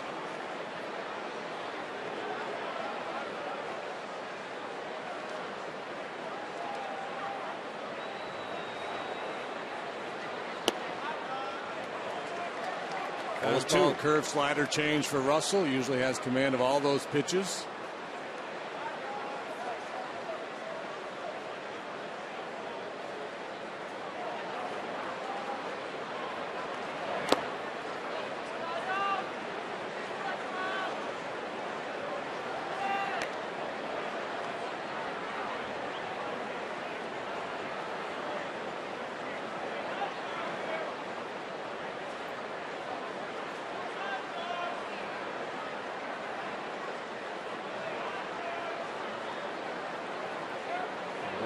Change up, and he got it. Pretty pitch.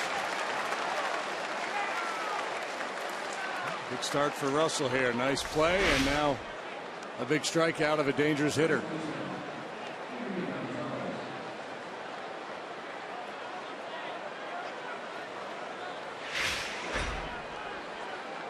Turner's been way better against righties than lefties.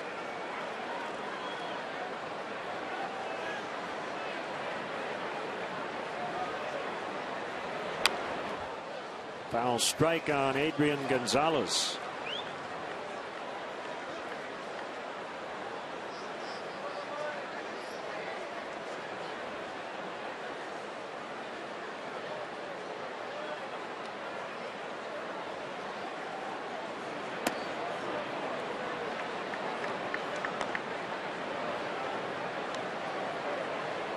Successful return for Ivan Nova of the Yankees. 10-2 over the Phillies today. He beat Cole Hamels in his comeback from Tommy John surgery. First major league appearance for Nova since April 19th of last year. Yanks over the Phils.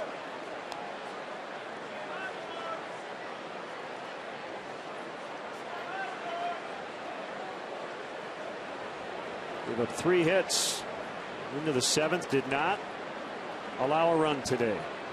Only struck out 1, walked 2.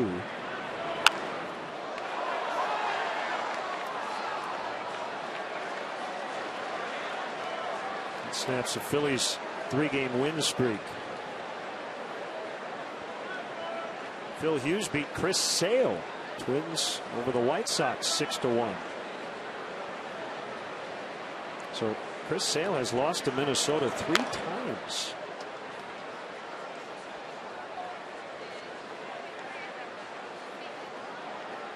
He got to double-digit punch-outs again for the 7th consecutive start. Struck out 10 today in a losing cause. And he was trying to be the first pitcher ever to have 12 strikeouts in what, 6 in a row? Came up just a little short there. Nice job, James Russell. 1, 2, 3, go the Dodgers in the 6th. Cubs trail by 2.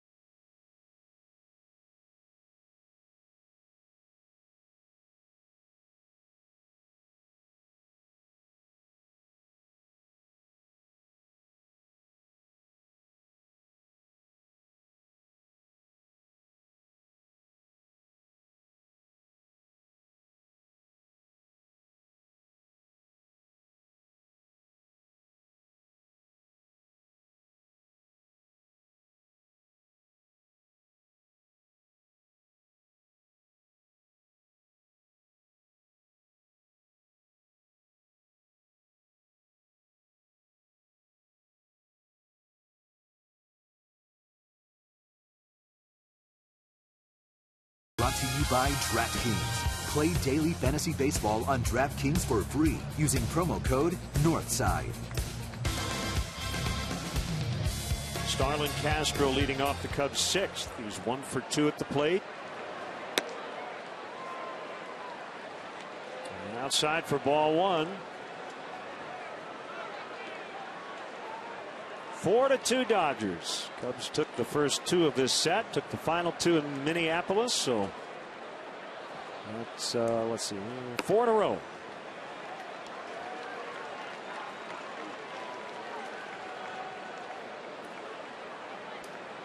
Yeah, Cubs have been playing a good, consistent baseball for a while now. It's been a long time since they've lost more than 2 in a row. Back early May is the last time that happened.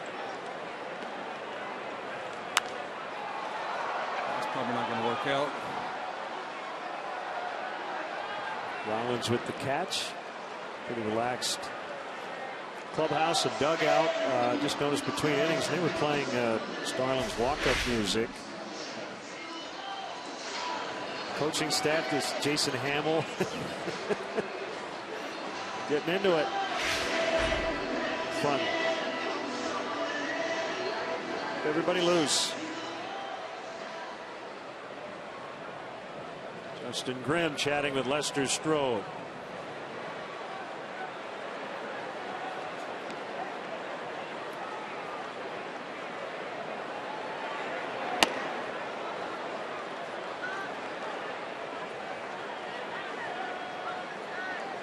Howell's 32. He debuted 10 years ago with Kansas City and was a starter. Started a little bit with Tampa Bay as well. Has been exclusively in relief and has been a very busy man since about 2008. 64 appearances that year, 69, 46, 55, 67, 68.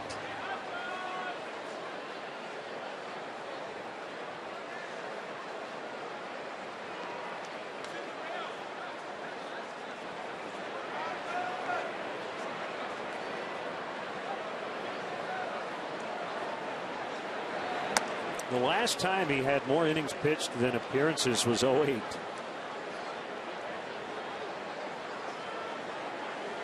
Usually gives you 2 or 3 hitters at most. That's number 3 here tonight. Struck out Montero to end the 5th. Nobody up in the bullpen, so the 6th inning belongs to him at the moment. Yeah, well, the Dodgers now have 3 left-handed arms out there in the bullpen. Liberatore, who we've seen a couple times already in this series, and they called another one up yesterday, Ian Thomas. Allows Mattingly to stay a little longer here with Howell. He's got a couple other left-handed options out there if need be.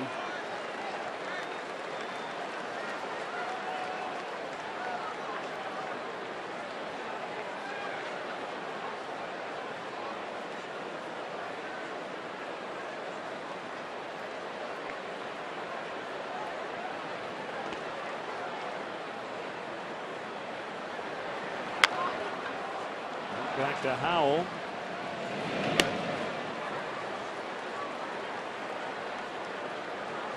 Two outs and now Caesar.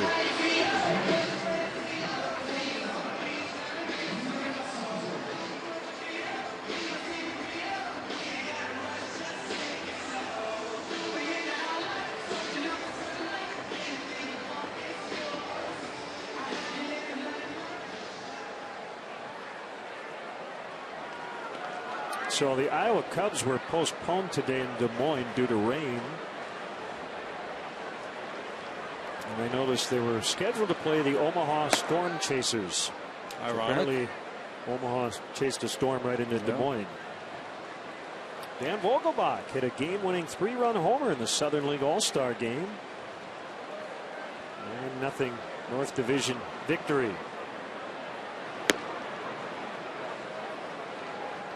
Cal Carolina League All-Star game. Myrtle Beach's Jamer Candelario, Mark Zagunis each had 2 hits. And for South Bend, right-hander Jeremy Knoll started for the East team in the Midwest League All-Star game. Scoreless inning on 3 strikeouts, and he got the win, earned the MVP honors. Howell pulled Gonzalez off the bag. Caesar's safe. He'll get an infield hit out of it, and the inning is still alive, and it'll be Dexter Fowler off the bench. The throw is on the money, probably out. That's a tough play to make. How the left-handed pitcher has to spin all the way around and then fire. Nice job by Gonzalez to get off the bag and haul that one in. If not, Caesar's easily on second, perhaps third. Dexter dealing with a sprained ankle. Pinch hit last night, and he walked. 2 batters ahead of the game-winning sac fly by Denorfia. If you're going to bunt for a hit with 2 outs, you got to be thinking about trying to steal second base. It'd be easy with the lefty on the mound.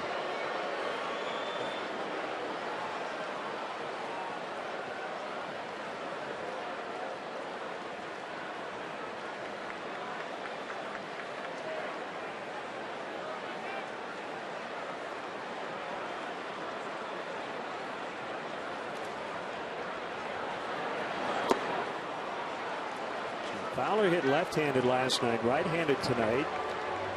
That's a good sign, and could mean we might see him back in the lineup as early as tomorrow. We'll find out.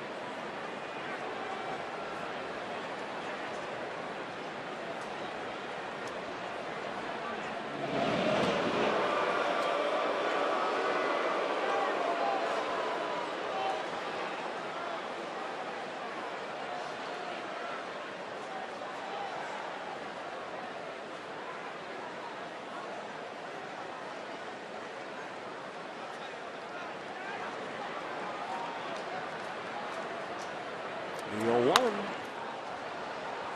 Well, 2 strikes. Cubs are out hitting the Dodgers 7-4, but the Dodgers have hit 2 home runs. That's why they lead this game 4-2.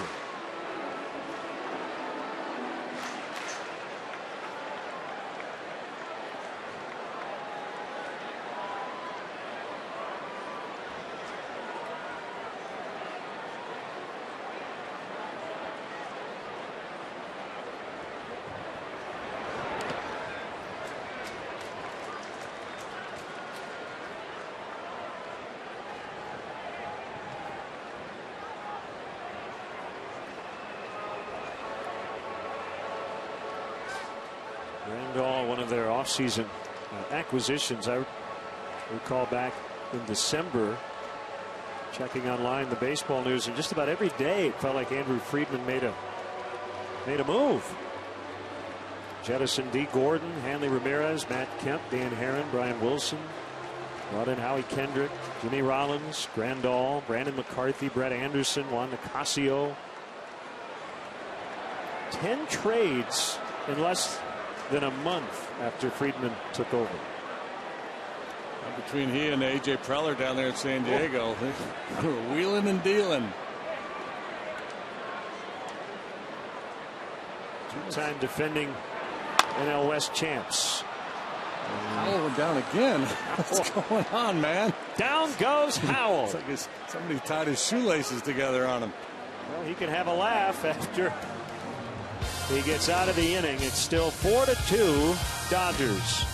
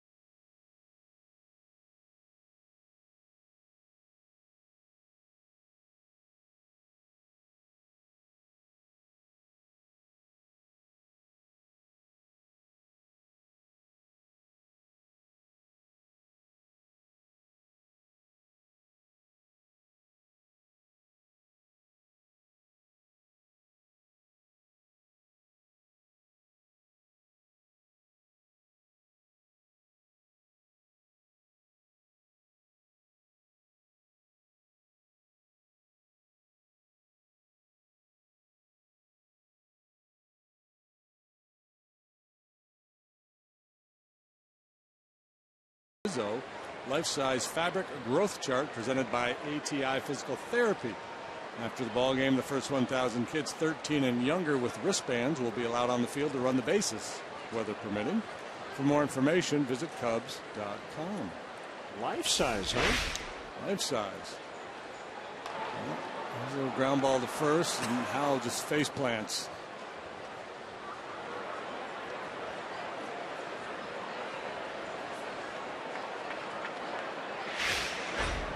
Justin Grimm against Alex Guerrero, and a swing and a miss on a curve. Power curveball to get started from Grimm. So the parade of finesse guys ends with the power arm coming out of the bullpen now, and Justin Grimm. James Russell outstanding in his inning with a couple of punch outs and a 1-2-3-6. Well, Peralta took the loss last night. The radio voice of the Cubs, Pat Hughes, will conduct the stretch tonight. 2 doors down. They're laughing and singing and having a party.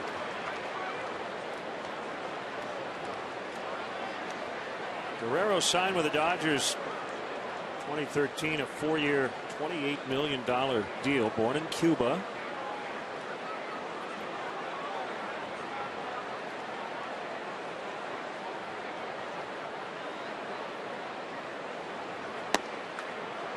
Two balls, 2 strikes. Affected in 2013, established his residency in Haiti, became a free agent, and the Dodgers signed him in October. Swing and a miss, strike 3.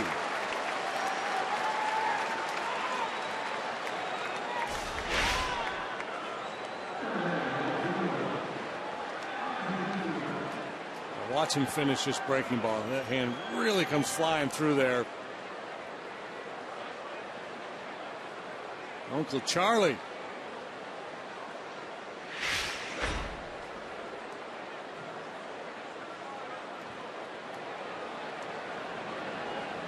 Lithier's been a Dodger since 2006.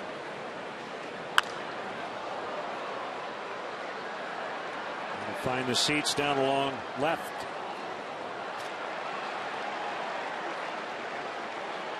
At least 126 games every year since 06. 2-time All-Star, 2010, 2011. He's hit at least 20 homers 4 different times. Knocked in 106 in 09.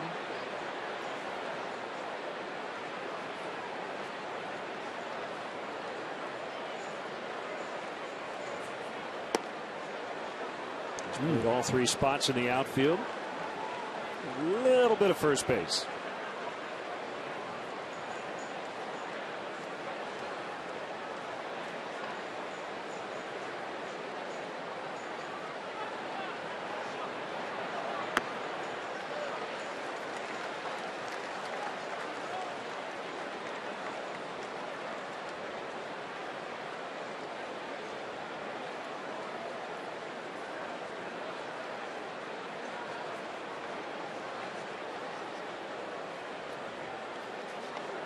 Two and two. Just overthrew that breaking ball. He's got good crisp stuff here tonight, does Grimm. A tendency every now and then to just yank on that curveball a little too hard.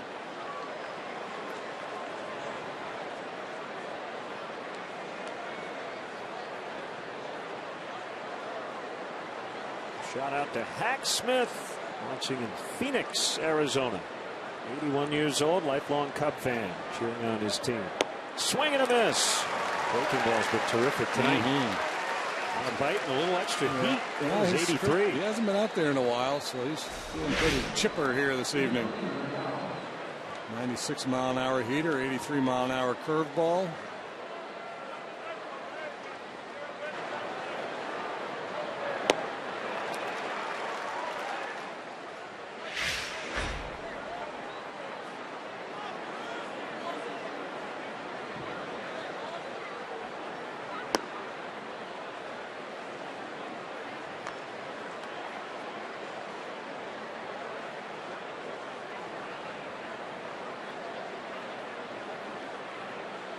Dodgers looking pretty smart with this move. This kid can play.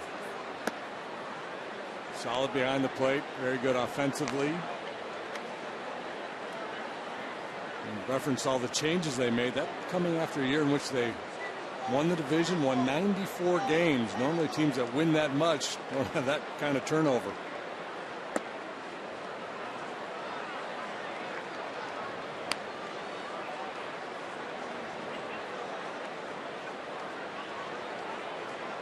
It's hard to believe the Dodgers have never gone to the postseason 3 consecutive seasons. Had a chance to do that this year. They got to get a lot better on the road, though. 12-20 away from Dodger Stadium. Last year, 49-32. They had the best road mark in the game.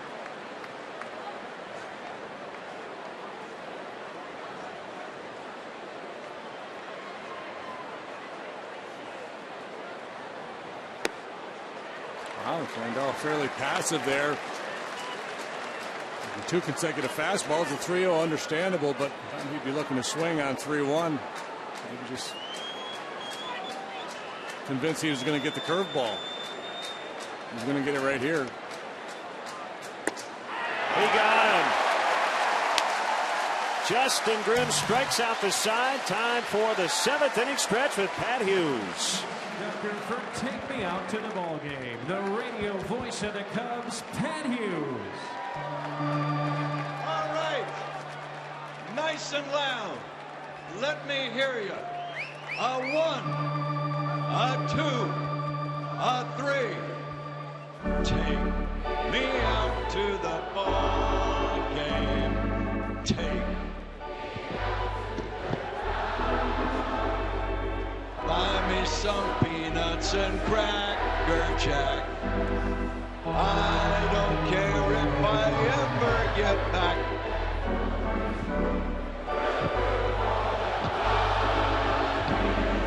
If they don't win, it's a shame. For it's 1, 2, 3 strikes, you're out at the old ball game. Thank you. Let's get some runs.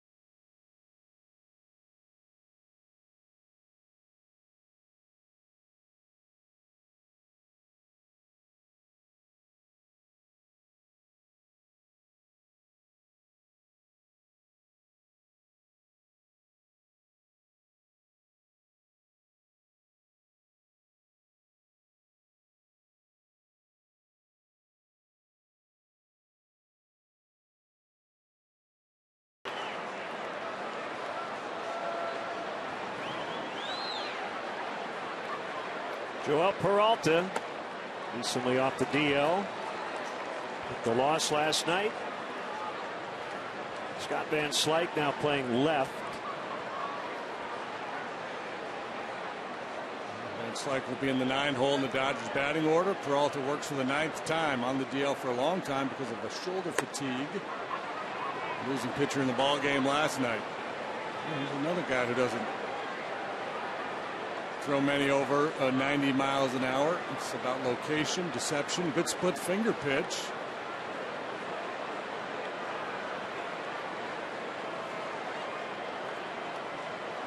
This has been the top of his game here tonight.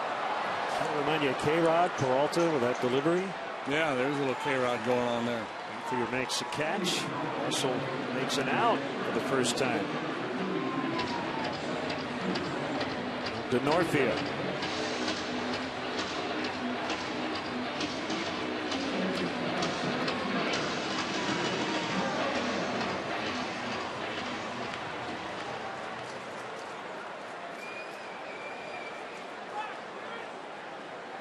Luker tore up yet again tonight with Juan Nicasio.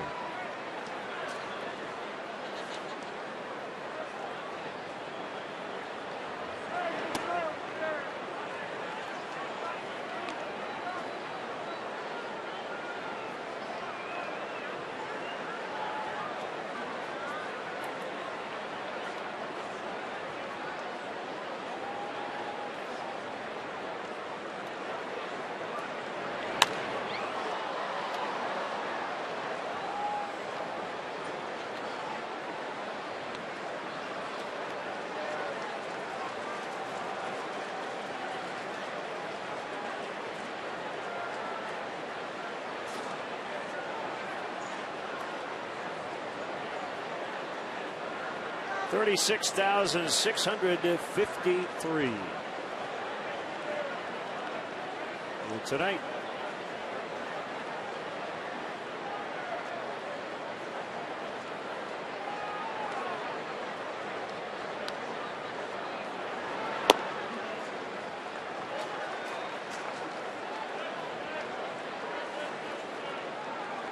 tomorrow's a day game. It's getaway day.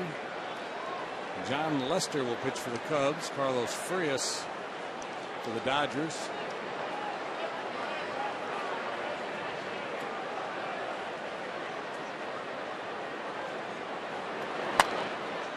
Two and two.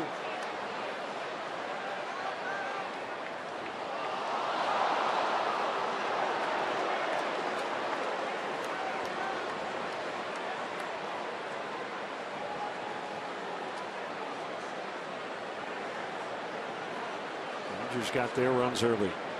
Leadoff homer in the second, Gonzalez. 3-run homer in the third, Turner. Cubs answered with 2 in the fifth.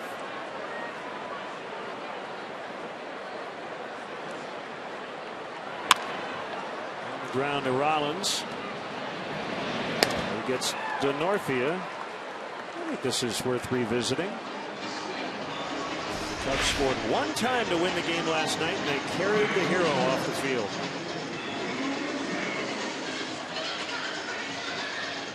Fun group, isn't it?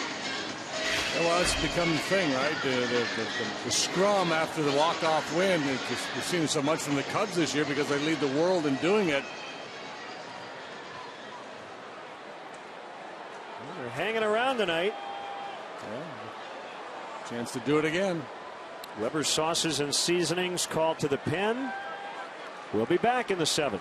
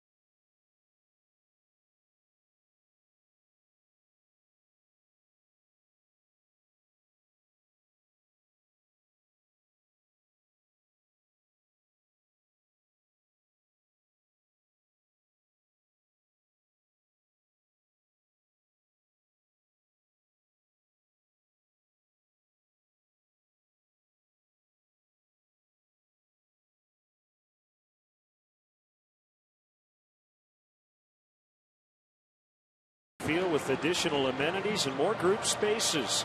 Tickets are on sale now. Visit Cubs.com/bleachers to buy tickets and to learn more about the new available spaces and concessions. Weber's Sauces and Seasonings call to the pen. Adam Liberatore has been a busy man in this series. Yeah. It's in all 3 games now. Assuming he throws a pitch here. He's been good this year. You can see why Don Mattingly likes to call his name. It's been tough to hit. Batting average against just 171. Puts the walks down to a minimum.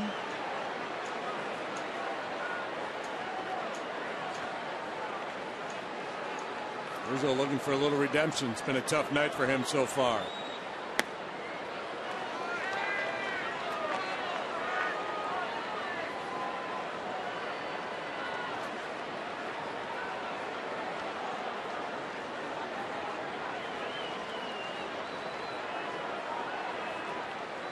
Rizzo reaches. We'll see Nicasio for Bryant.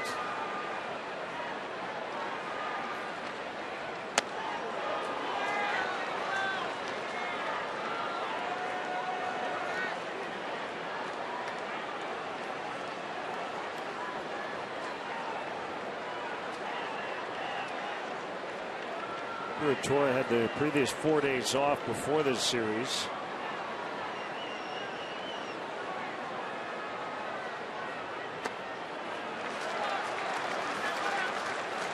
You know, they're shaking his arm as if he's not really loose.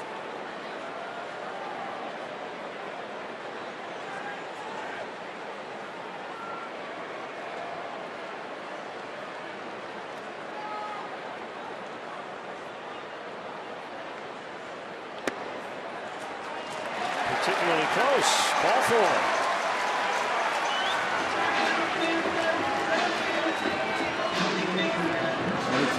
Moving the cap to make sure Nicasio is good to go.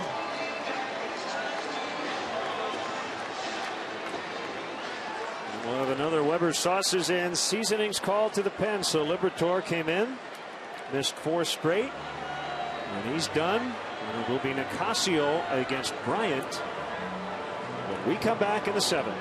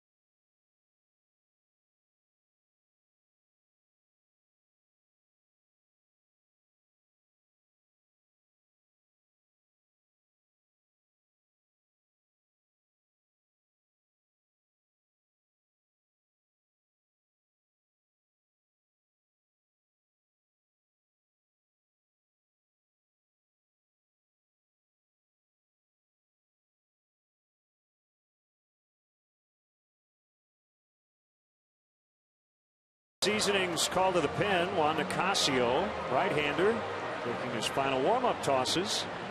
He'll face Chris Bryant, who represents the game-tying run. Yeah, the former Rocky is 1-2 through 23 games with a 1.86 ERA. Good strikeout numbers. He's been particularly tough on right-handed hitters. And just 162 against him. He's yet to allow a home run in 29 innings of work. 6'4", 250.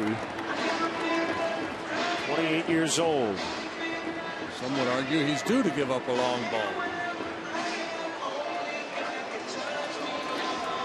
Nice change of venue for him, going from Coors Field in Denver to Dodger Stadium, fairly pitcher-friendly ballpark. I remember in August of 2011, a very scary moment. Nicasio hit by a line drive off the bat of Ian Desmond. Ended up with a fractured vertebrae in his neck.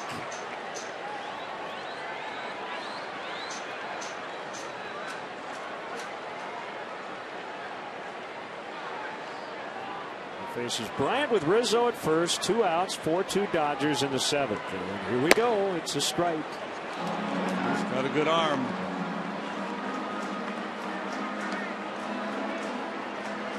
Last year, he was a starter early in the year, and that's pretty much what he had been throughout his time with the Rockies.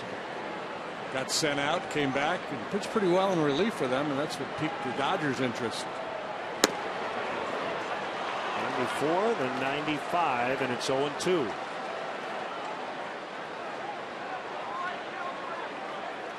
Average fastballs right around 95 miles an hour, a couple better than last year when he was working as a starter primarily.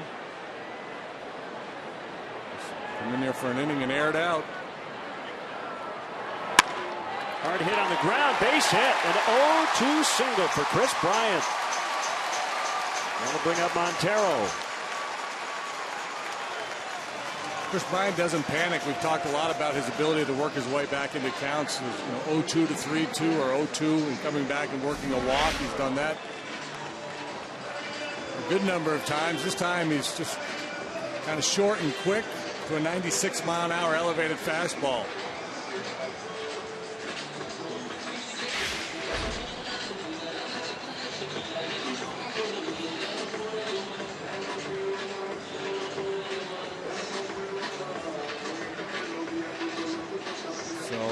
Don Mattingly mixing and matching here, trying to get through the 7th. All of a sudden, because Bryant delivered that single, the advantage shifts the Cubs' way with the left-handed hitting Montero up there against Nicasio.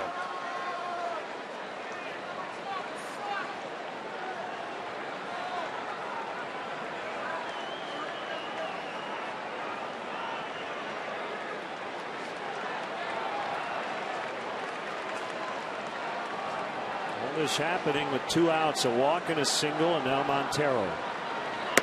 Wide, ball 1.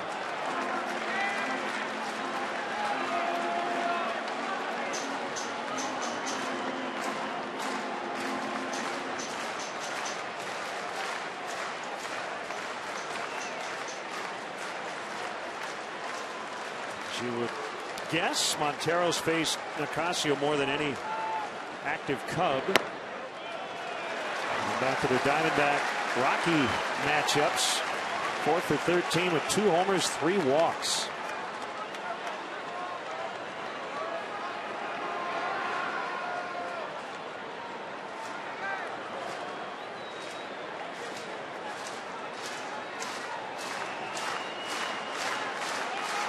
Two outs, nobody on when Don Mattingly lifted Peralta for Liberatore.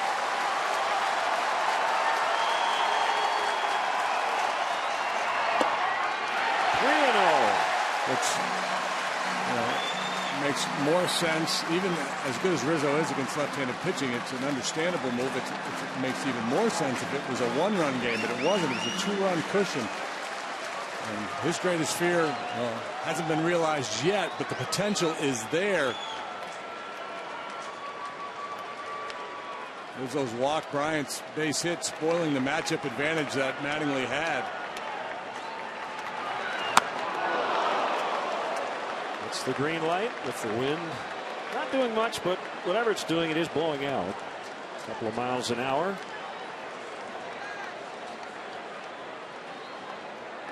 Kicked up just a little bit here in the last few moments.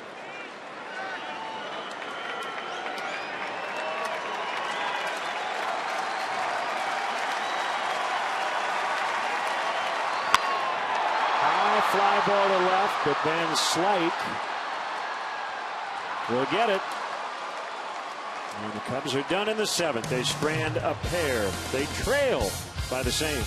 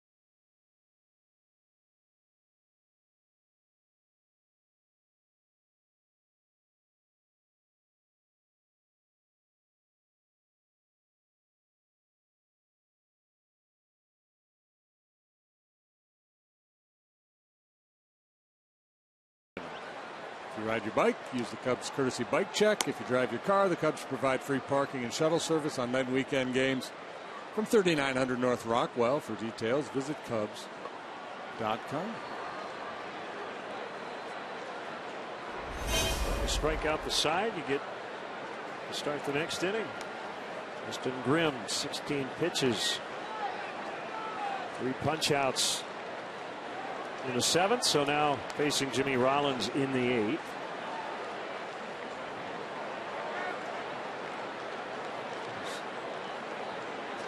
Grounded to Castro first time up, right about where Starling is now, and then lined to left last time. 6 up, 6 down for the Cubs bullpen. The last 5 by strikeout.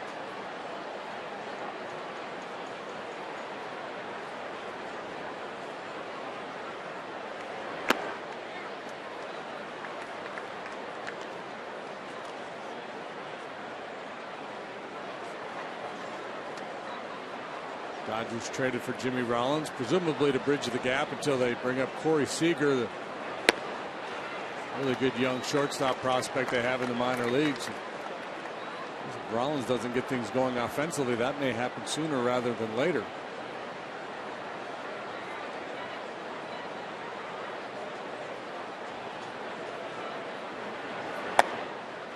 Two and two. Seager was only 21. Now at AAA Oklahoma City.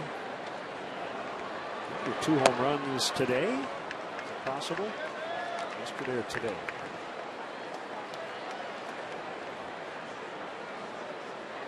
Full count. I want to say yesterday, but again, they all run together, so I'm not sure. Well, down and away, outer third heater would work. Well, that works too. Swing and a miss. 4 batters, 4 strikeouts. And Seager, 2 home runs today. Darwin Barney with 3 for 5. Good. How's Darwin doing? He's got pretty good numbers. 252 in OK City.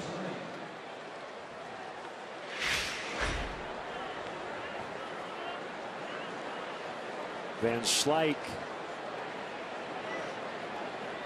a part-time player as a big leaguer, but he's put up good numbers.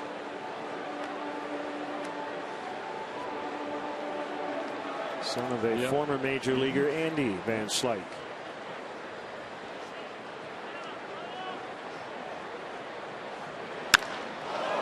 Crushed into the left field corner. Fair. And it's a double. First hit allowed by the Cubs bullpen tonight. The way they've been going along, you're a little bit shocked at contact. But a ringing double off the bat of Van Slyke, and the Dodgers looking to pad their lead here with 1 out in the 8th. 6 consecutive strikeouts. Van Slyke hangs out a rope.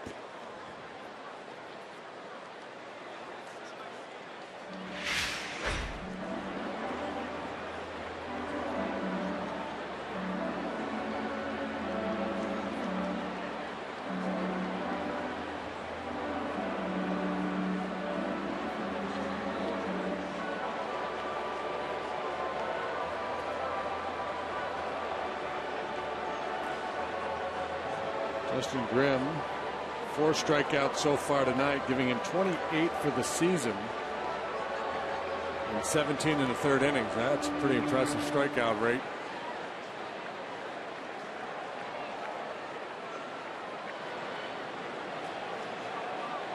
Hernandez getting the start at second for Howie Kendrick. And in the leadoff spot tonight, and he's gone 0 for 3. A little pop in that bat. Breaking ball. 0-1.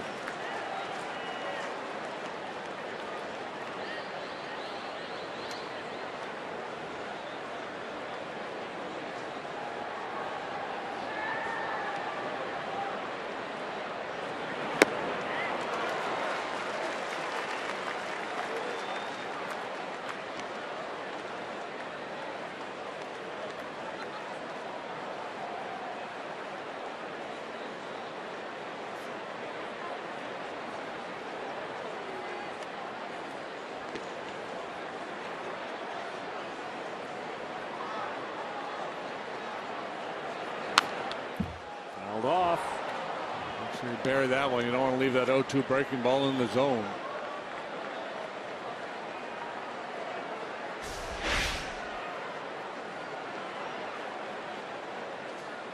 It was a mistake, but he was able to get away with it.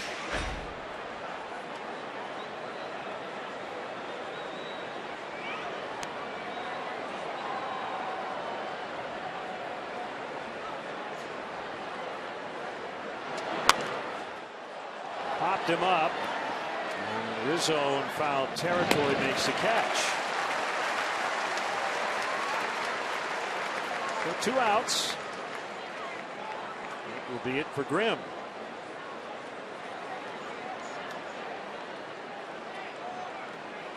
So Weber's sauces and seasonings call to the pen.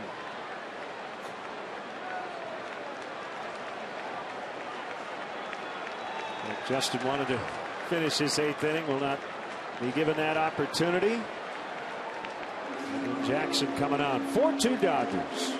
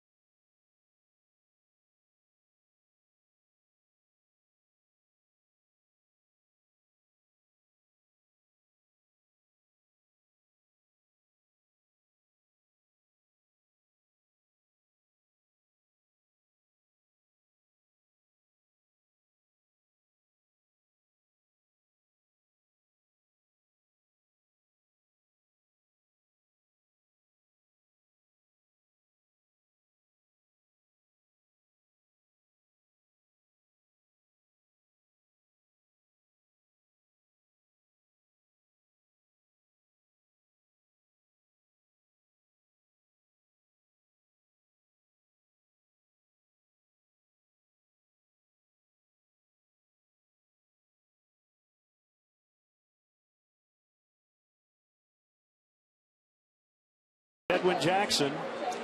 Jackson putting together a nice year. 19th appearance. He's worked 25 innings.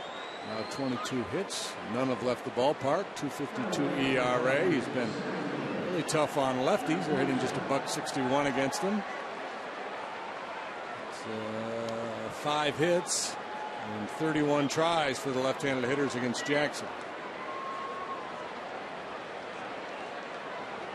So a couple of bullpen saving appearances here lately.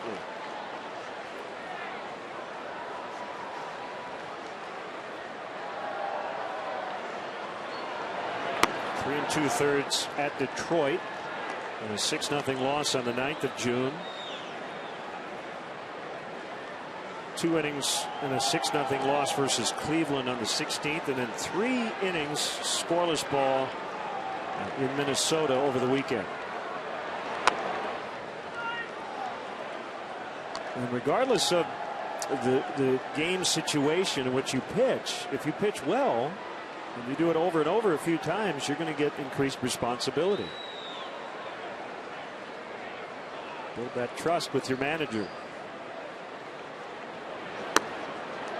2-1. This outing right here would be a good step in that direction. Wouldn't call this a high leverage situation, down 2 in the 8th inning, but still it's a winnable game for the Cubs.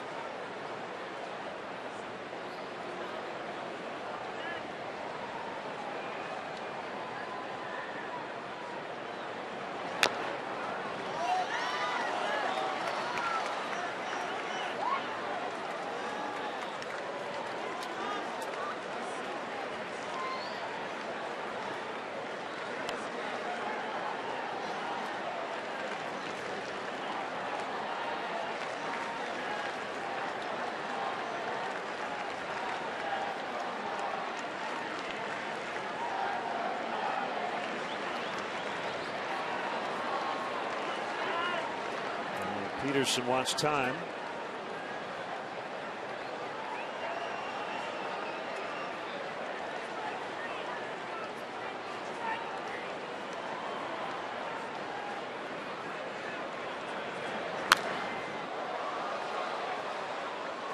Jackson also throwing harder, like Nicasio, in this relief role.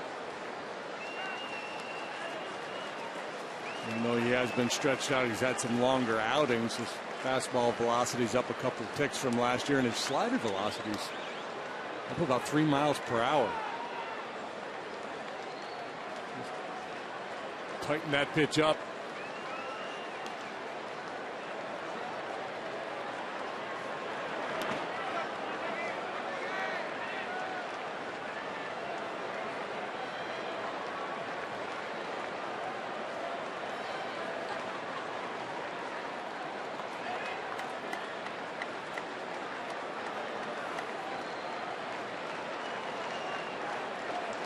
Trying to strand that inherited runner. Van Slyke at second base. 2 outs, 3-2 on Peterson.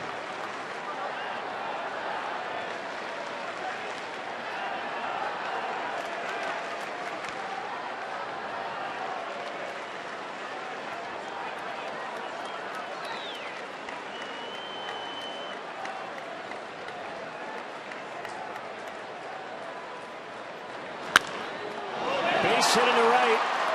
Denorfia up with it. And the throw to the plate is off the mark. And Van Slyke is in. It's 5-2. Oh, so sharply hit. I thought maybe they'd have a shot at Van Slyke, and if the throw were right on the money, perhaps they would have. Van Slyke's a big guy, but he moves well. 2 outs. He's moving with the swing. Just beyond the reach of Russell. Denorfia has to drift a little bit towards the line to get it. And I think that's what kind of threw his footwork a little bit out of whack and led to the offline throw.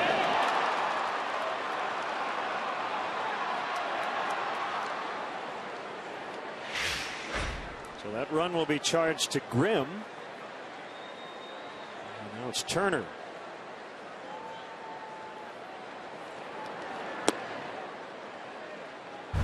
He is our T-Mobile game changer with his 3-run homer off Kyle Hendricks.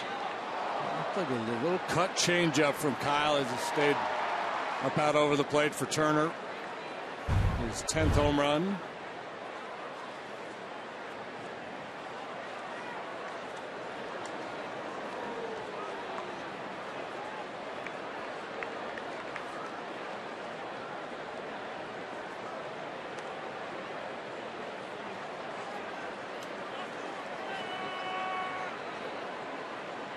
All 10 of his home runs have come against right-handed pitching. Broken bat, one hopper to the second baseman Russell. That will end the inning. The key insurance run, though. The Dodger lead now 3. It's 5-2 as we go to the bottom of the 8th.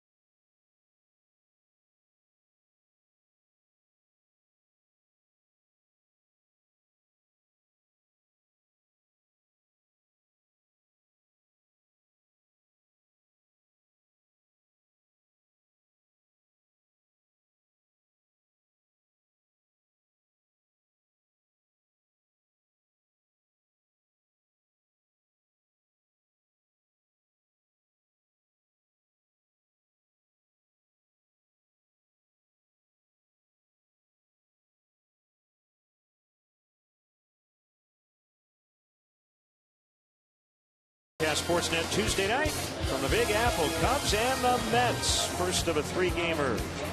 We'll have the first pitch at 6 on CSN Chicago. Mets are reeling. They've lost 7 in a row. And the Nationals have won 5 in a row to reclaim first place. Mets are under 500. 3.5 lead for the Nationals now over the Metropolitans. They dropped a screaming 4-1. for TC's had in the New York papers. 4-1 decision at Milwaukee tonight. Slider off the plate on Castro from Nicasio. Work to be done. Down 3, just 6 outs to play with. Every pitch, every at bat critical now. They really bear down.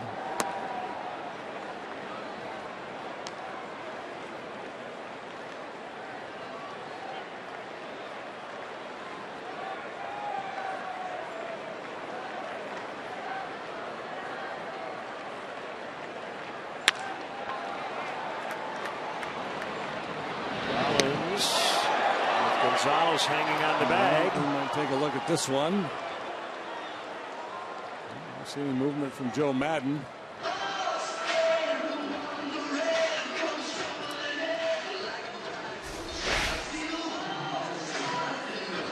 Yeah, he's fine.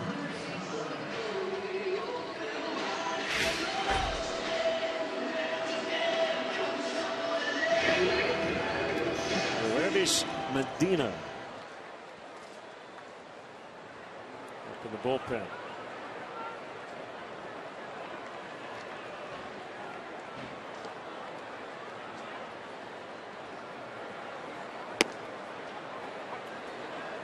We have not broached the Pete Rose subject. The latest revelation was outside the lines, ESPN, right? That he was a notebook. Yeah, and revealed that he was betting while still a player. Correct. But why does that change? Because I've heard a lot of people saying, well, he's definitely not going to be reinstated now. Definitely be banned forever. Right. It's the same rule that he broke as a manager. Does it matter to you if he did it as a player? Any more than as a manager? No. For me, it's the same infraction. Yeah, I'm with you on that. And I also think whether they have evidence of it or not, it's not surprising to me. And I think it comes down to whether you think that particular thing is worth a lifetime ban. You really don't deserve another chance in terms of being reinstated. Yeah, eligible for the Hall of Fame. I was kind of I was of the mind that Hall of Fame, yes. Reinstatement into baseball, did work in baseball again, no. Me too. To me, the Hall of Fame is just a museum where we honor the game's history and the game's past. And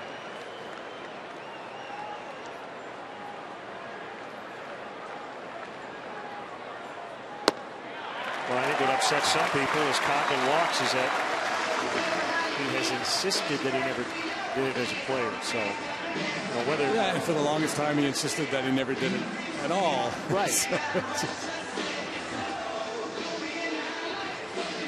Yeah, and I'm not trumpeting. I'm not arguing that Pete should be in the Hall. I mean, I just think that would, for me, that's kind of a legitimate compromise. But I guess there's some language in the bylaws of the Hall of Fame that you have to be in the good graces of baseball in order to be enshrined in the Hall of Fame. Right.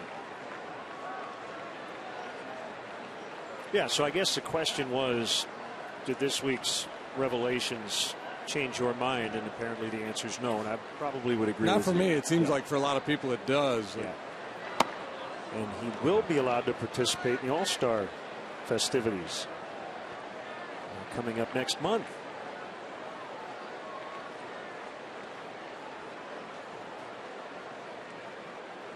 I have always thought that because Commissioner Seelig was very adamant about the Pete Rose situation, that as long as he was commissioner, there was pretty much zero chance. They're going to try to turn it. And they will. 5-4-3, that they knew more than we did about what actually had occurred. We'll see. We're going to go to the ninth tonight. Dodgers have led pretty much throughout after scoring in the second.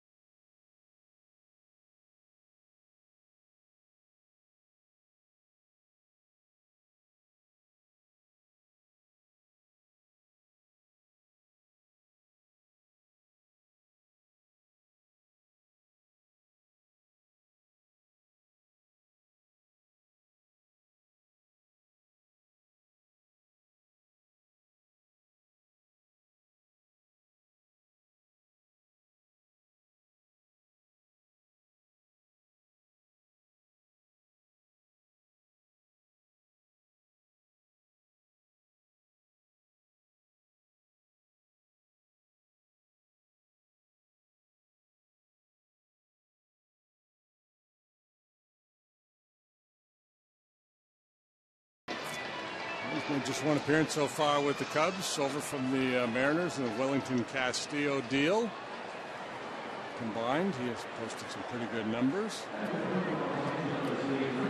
Debuted with Seattle in 2013, worked 63 times that year, all in relief, 66 the next. Pretty good numbers across the board, both of those seasons.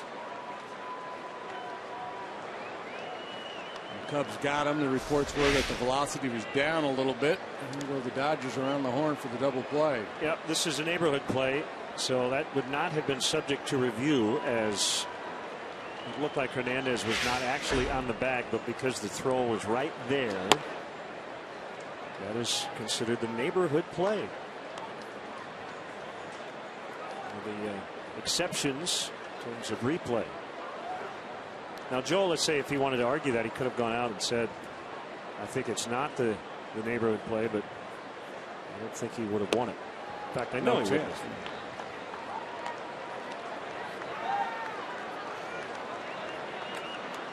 Do you like that part of the rule? Or do you think they should just stick that in as part of replay, and you have to absolutely be on the bag? I guess I'm okay with the way it is. I'd rather see him tweak the slide play at second base. One that the Cubs got burnt by on one occasion this year, and then the call went their way in Minnesota over the weekend, where a guy steals the base clearly ahead of the throw. And for one moment, as he slides over the top of the bag, his backside comes off the base and he's airborne, by an inch or two, and infielder keeps the tag on. And, upon looking at it in replay, say, yeah, he was off the bag and he's out.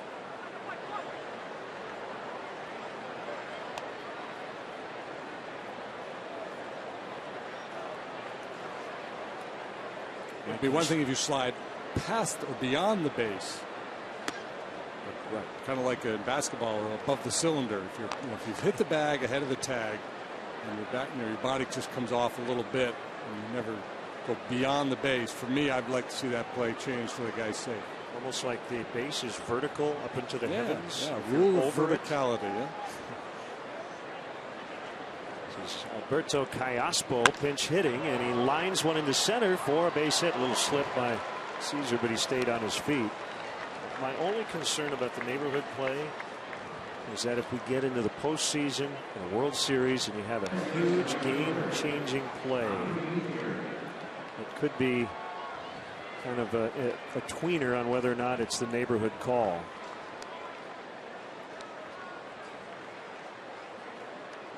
But yeah,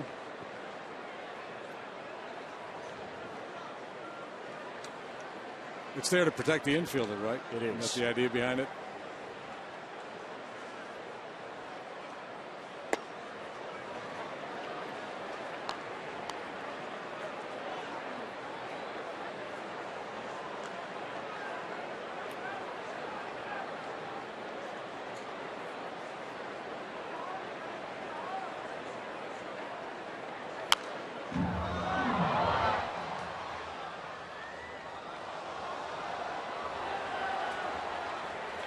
Now, I would say the play that should be reviewable is if it's, so clearly going to be a bang-bang play, kind of like a first baseman pulling his foot off the base to cheat that way. I mean, that might be something you should be able to review. Because the neighborhood play basically says, here's a guy, it's a double play ball, the throw comes to me, I'm making the pivot at second base, and there's a guy bearing down on me, but clearly he's going to be out. That part of the play, he's going to be out. It just allows me to come through the bag and avoid the contact when I make the turn. Right? So what about the play where the guy's bearing down on the base and the middle infielder taking the throw says, I'm going to cheat and come off the base to catch this throw, even if it's an accurate throw, to make sure I beat the force out at second. See, that's not the case there. That's clearly he's going to be out. There's no way they're going to, Coglin's going to beat that play. But what if, as that throw is coming to second base, the base runner's right there and the guy leaves early to go get the ball? Chances are, in that scenario, the middle infielder probably isn't making a throw to first because it's so late. A lot of times he's just catching the ball and stepping off the backside of the base. I think one of the definitions of the neighborhood play is that you're doing that in order to turn the double play, right? Right. And so it does become a. I'm looking at the one kind of weird scenario where. Yeah, I'm with you. Because sometimes you see it where the second baseman, the throw will come to second. The runner there will be safe, but they'll go ahead and turn and throw to first and get the man there, right? The batter runner, as they say in the rule book. Well, whatever tiny loophole there exists in replay, it always feels like it gets exploited in a big spot in October. It'll just be a matter of time.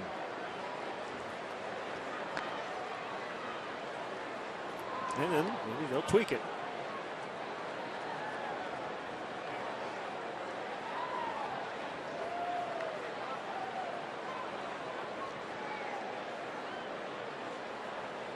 Two on Ethier. Here it is with a high pitch. Throw to first.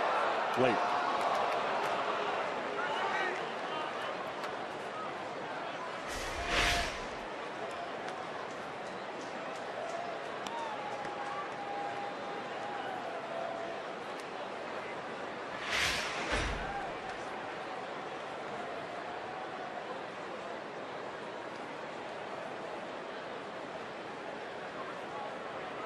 Runs. That ball is lifted into center. Iospo able to locate it and head back to the bag as Caesar makes the catch to retire Ethier. 2 outs.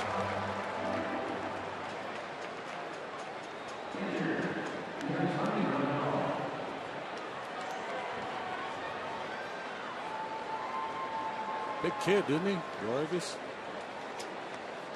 Yes, he is.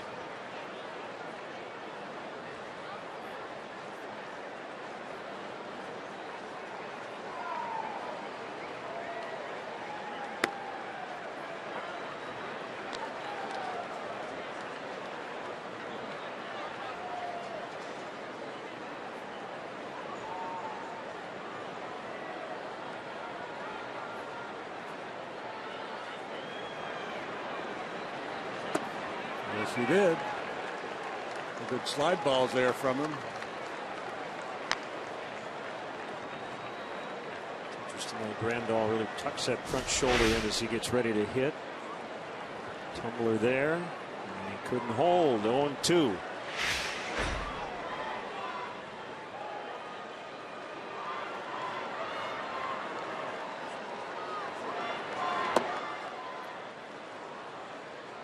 Has that look right as he gets ready to hit. And it's about 35 degrees out and he doesn't have a coat on.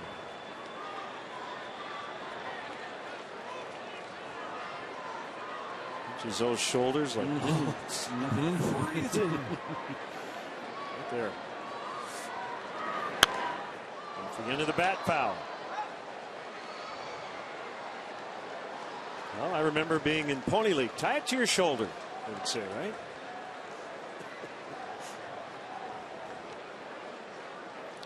Oh, they never told me that one. No wonder I couldn't hit. They never told me to tie it to my shoulder. I never knew what it meant. I just would say it probably just because I heard it.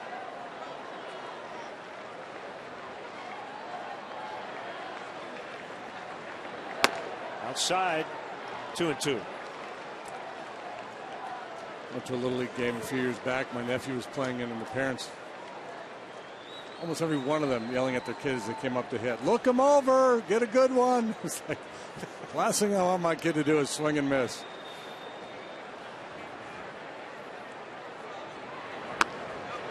Call strike 3. Medina with a scoreless top of the ninth. And the Cubs bats now with a last opportunity, trailing by 3.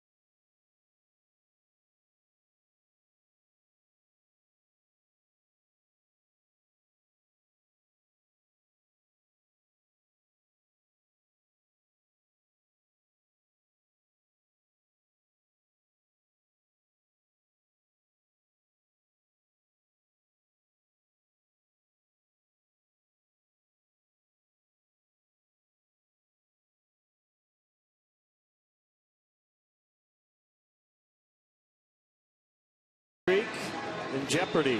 3 outs to go, and they're down by 3 and facing one of the best in the business, Kenley Jansen. Yeah, Jansen missed a big chunk of time, but since coming back, he's been quite good. He's worked 13 times. He's got 9 saves and 10 tries. Hasn't walked anybody yet. Struck out 22. That coming in 12 2/3 innings of work. Power cutter is what he features. The cutter part was there last night, but not so much the power. It wasn't throwing particularly hard in 2/3 innings of work. Came in a very difficult situation with bases loaded and nobody out. One run scored on the Denorfia sac fly. The run was charged to Peralta, who suffered the loss. Pinch hitter Jonathan Herrera. For Medina.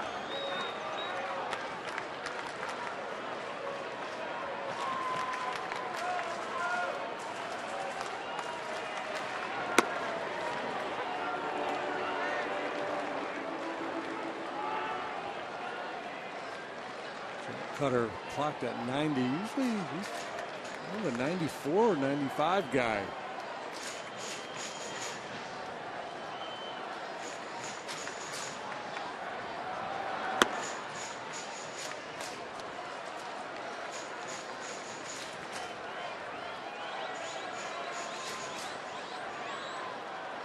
Russell, Denorfia.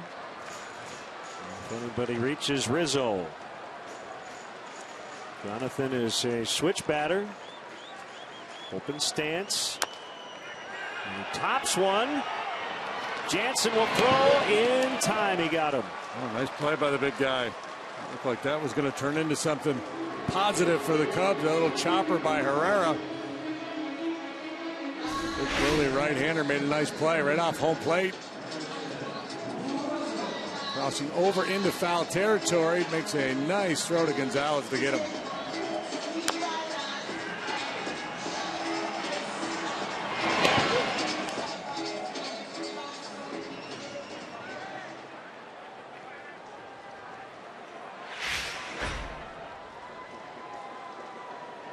Russell with a single, an RBI double, and a run, and a fly out. 5-2 Dodgers here in the ninth. The pitch.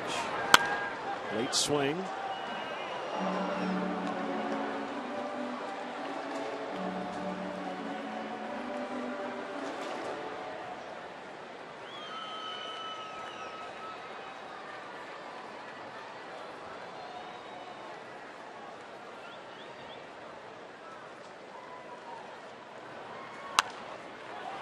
Garrett Cole did not get his 12th win. Dropped to 11-3 and a 5-2 loss to the Reds. Mike Leake pitched well for Cincinnati. He's throwing the ball quite well. Jansen, has he got a little Kershaw going these days with that front leg? You know, he doesn't pick it up, drop it straight down, and then glide it down the mound the way Kershaw does. He kind of loops it. I don't remember that. I don't know if he's always done that or not. Yeah, I don't recall.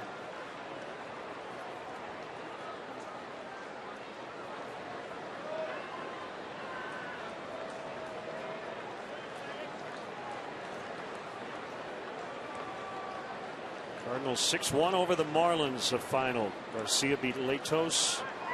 St. Louis 47-24.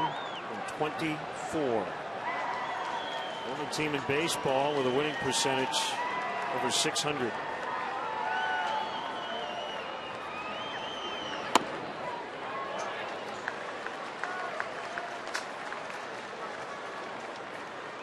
What did I read? That was it the best record through 70 games for the Cardinals since, I don't know, sometime back in the 20s or 30s, I believe. Sounds right, yeah.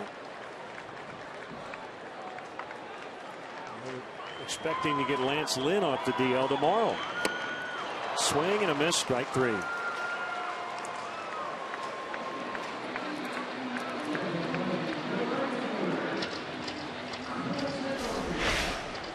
This is a slider. softer than the cut fastball, and Russell out in front a little bit. They're going to have to pull a rabbit out of their hat here now.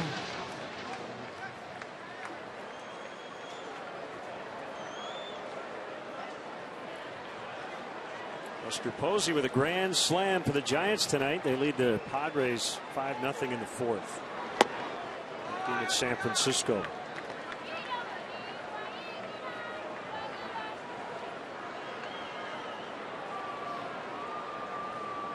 And they started the night one back of the Dodgers. So the Dodgers, if they hang on, will stay at least one ahead. Into the deep left field corner. Bangs it off the wall. He better hurry. Oh, it's a mistake. And he's out to end the game. Oh, boy. They're going to take a look at this. Yeah, Joe's going to challenge it, and you might as well. It's the final out of the game. Yeah, the game. If you don't, the game's over. It's worth taking a look. And Denorfia just kind of got a little ahead of himself here. I mean, you bang the ball off the double, you're thinking off the wall, excuse me, you're thinking 2 bases, but it was so sharply hit, and you're down 3 runs. Now, he may have gotten that left hand in there before the tag was applied.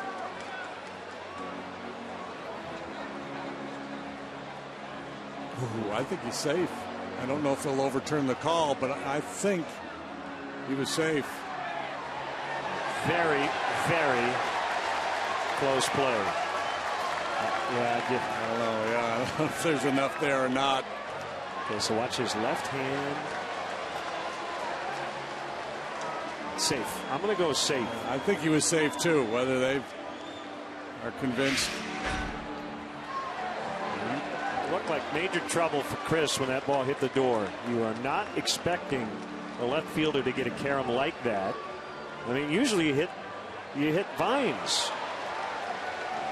Yeah, and it's, you just have to be thinking station to station when you're down 3 with 2 outs in the 9th. Forsythe replay review. Great swing of the bat. All the way to the wall on a line, and well played by Van Slyke.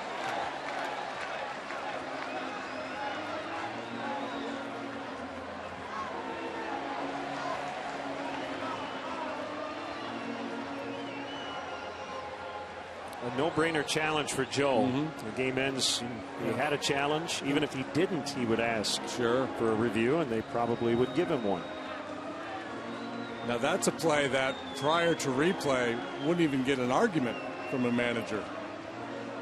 Correct. Throws there on time. It's on the money.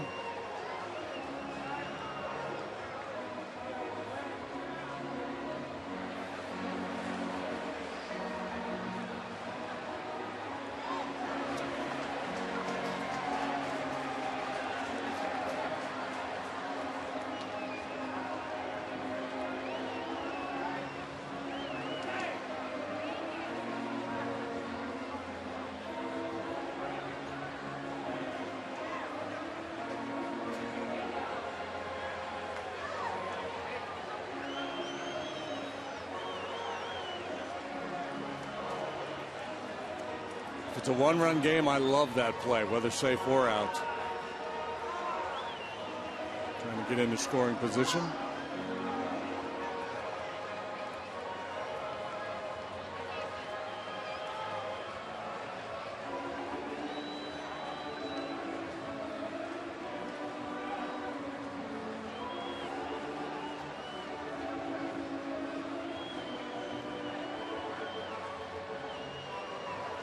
Well, it does give us an opportunity to hear Gary Pressey play the Beatles. That's always fun.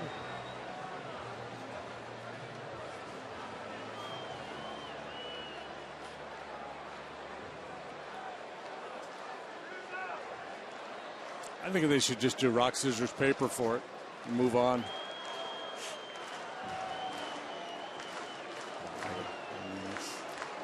Does the hand get to the corner of the bag before the heel of the glove gets the shoulder? They're going to stay with out. So that's the ball game. The Dodgers beat the Cubs tonight 5-2 the final. Call stands.